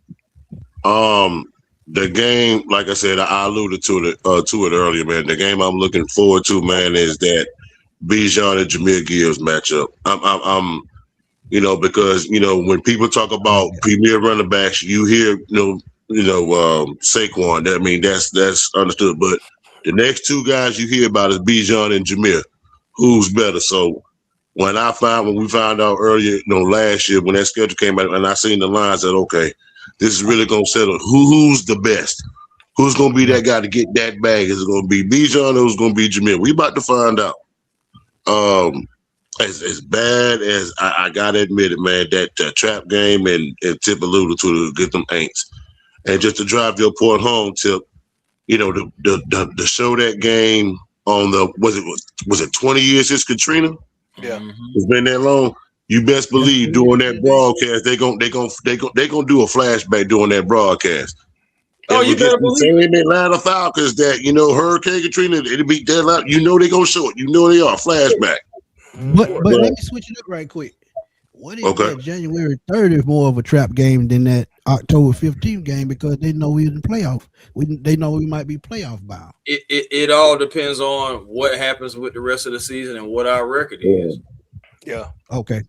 To be honest, because that's a long time from week 4 till what, week 17? That's a long time. Yeah, 17. Yeah. Mm-hmm. It's just a thought because either way it goes, if we get off to a good start, it's going to be because of them. And on the other end, on the back end, they could find a way to ruin our playoff chance. And we could still make the playoffs, but they could cause us not to get a home game. It could just go either way. Well, the biggest question, matter of fact, I know we've been on, 2 hours, 16 minutes. I know it's getting late, but just a quick question. We talked about the quarterback position, was it going to be Tua Penix? Let's just say Tua, for the sake of this conversation, he starts out the season and he goes 4-2, maybe 5-2, 6-2. He's playing good, consistent football. Can we say that Michael Penix probably, if he keeps that trajectory, can we see possibly Michael Penix just sitting on the bench for the whole season if Tua plays at that level? Yes, possibly. I can see that. I can see that. Possibly. We talked about it. Possibly. Yeah. I can definitely see that. Mainly for me, because one thing I hate doing, if the hand is really hot, I hate sitting the hot hand. Exactly. Yeah, exactly. I agree with that. Okay. Yeah. I didn't want y'all opinion on that. That's why I asked this one. And that's the thing. Like, we can't sit here and say Tua is a bad quarterback. The dude 12 games over 500 for his career. So he a winner. You know what I'm saying? So we gotta be honest about it. He's a solid quarterback in the league. Them concussions, what everybody gonna be worried about, and his arm ain't that strong. Let's be honest. But I mean, the guy got talent, man. He can play. So if he come in, but like I said earlier, if Michael Penix is healthy, I don't think he's gonna be. I think Michael Penix is gonna beat him out though. That's just me. So I can see that. Oh yeah, you ain't because think about it. As Chris say, we only played 1.3. So starter or backup, we ain't losing nothing. Yeah, we ain't losing that. Yeah. But Ricardo, right quick. What's the game are you most intrigued by? What's your trap game? So the trap game, I'm with you, Cleveland. Because all the other games, I don't think none of the other games easy. Cleveland game, I think the easiest game on this schedule. I'm just being. They might overlook them. Yeah, they might overlook Cleveland, and that Monday Night Football game because it's against them. So that's the one I can't wait to see. So that's the one I'm most intrigued by. The Monday Night Football game, man. I can't wait to see them boys play on Monday night. I hope. I'm gonna be honest with you, but for some reason, we put them red helmets on, we don't lose. So I don't know if they travel with them. Claude Humphrey there. Let's keep it real. Claude Humphrey, Tommy Nobis, those guys looking down on us. Yeah, I don't know if they'll take them on the road, but if they do, bring them red helmets out on Monday Night Football game. Them boys be playing. Dan had a question for y'all. He said y'all may have answered this question already. Quick question: what do y'all think James Pierce will be back from suspension? I'm sticking with what I said and Tip and let's get it convince me. I think 6 games. Keep it right there. 6 games, and I think he comes back. But what y'all think? That's the policy. So if you look at the new policy that's out there, it's at least Yeah, 6 that's the games. least. Yeah. Yeah. So, Mhm. but I mean, again, I don't know how they looking at the punishment. Once they do their investigation, because obviously they must ain't been done. Because we ain't heard nothing. So I'm guessing they still investigating. Yeah, they still doing the investigation. It's gonna take a while. I So think we'll get it out this May, the middle of May. I think before training camp starts, we'll know. yeah. So, Yeah, but yeah, at I least I think agree it'll with be you. At so. least 6 games. At least 6 games. But you know, you know what? We ain't talked about Braylon Trice, Look, man. I'm curious about what Braylon Trice. We I ain't talked seen him. about it. We ain't seen his whole freaking. Ricardo, I'm not a negative person. I keep it real like I always do, and y'all know.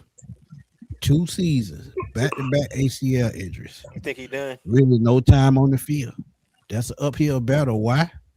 They just drafted 2 future defensive ends last year. Then you bring in Epicam, you bring in Aziz Ojolari. Who is he gonna overtake? Cameron Thomas. Yeah, Cameron Thomas too. Yeah, Cameron so Thomas. Yeah. Cameron Thomas. you're right. And you could throw D'Angelo Malone in there here. Yeah, I mean, because at least he can do some special teams. We know that too.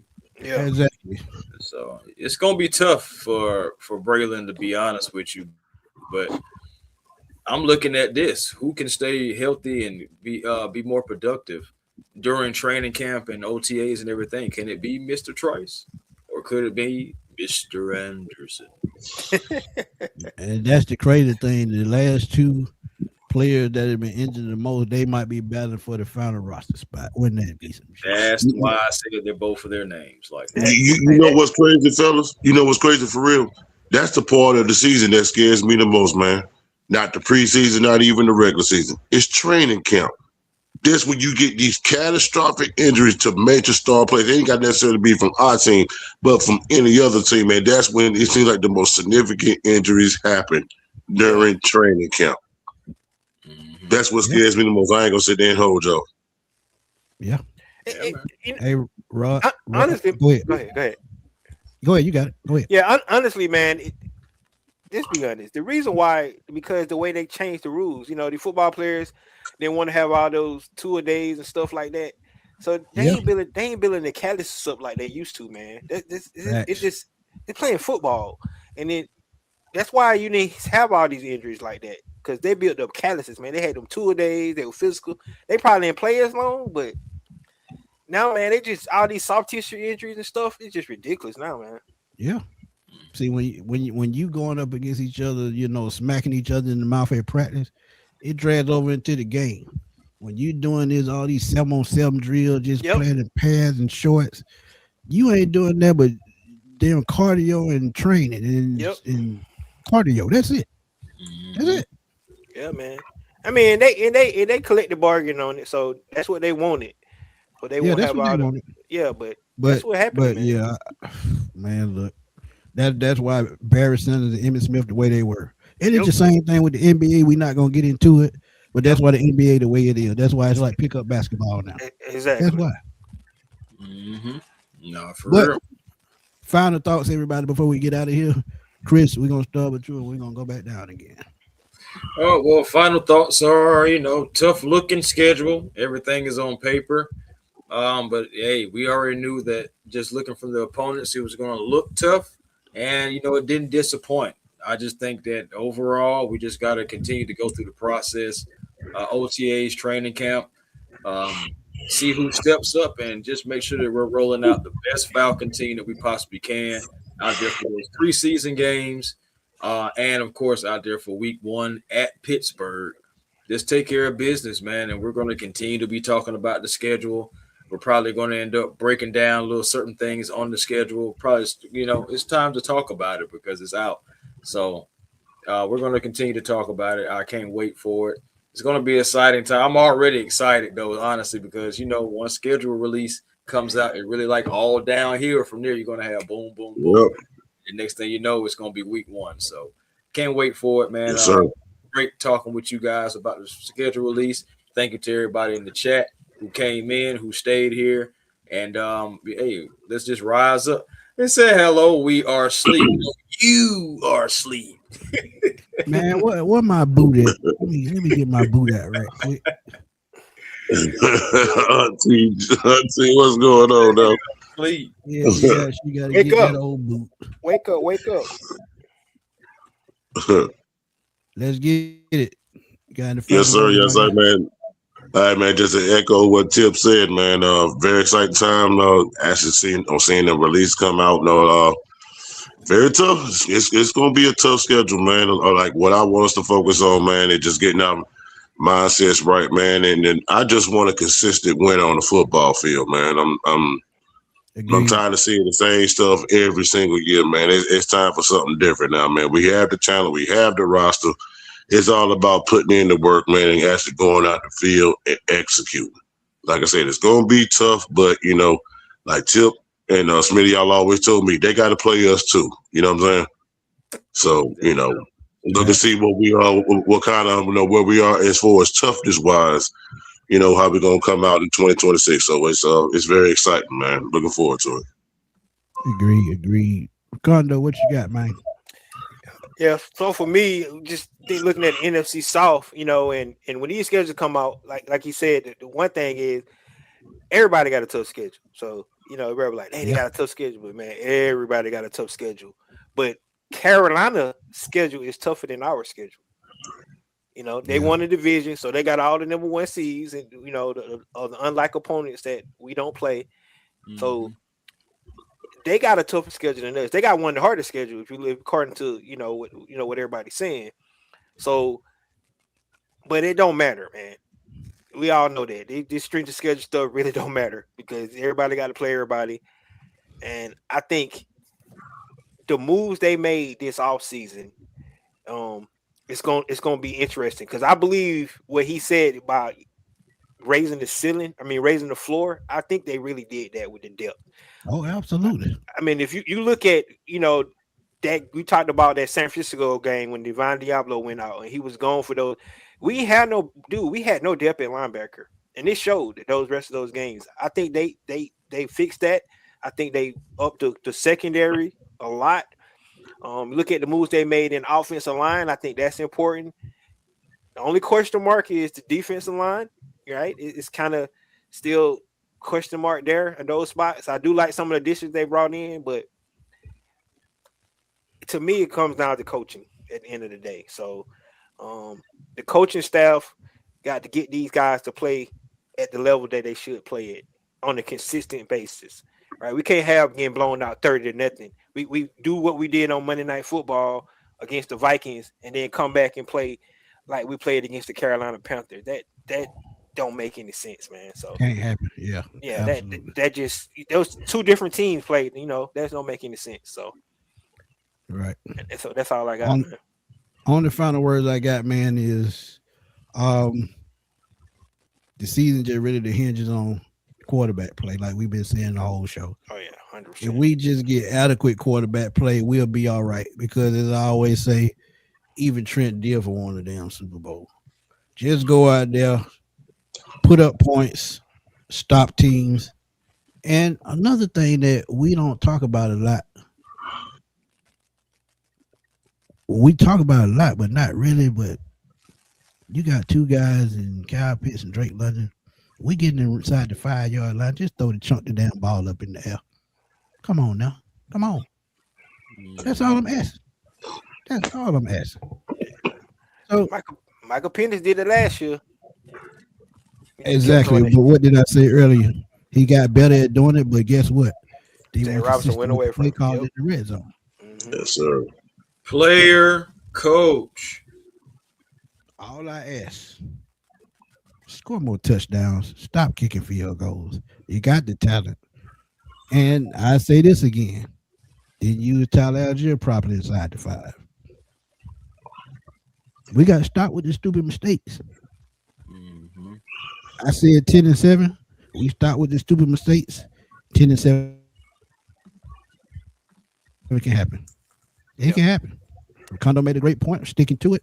He coached against the AFC North for 7 years. We might have that division on lock. We might have our division on lock, even though we know it's 50-50.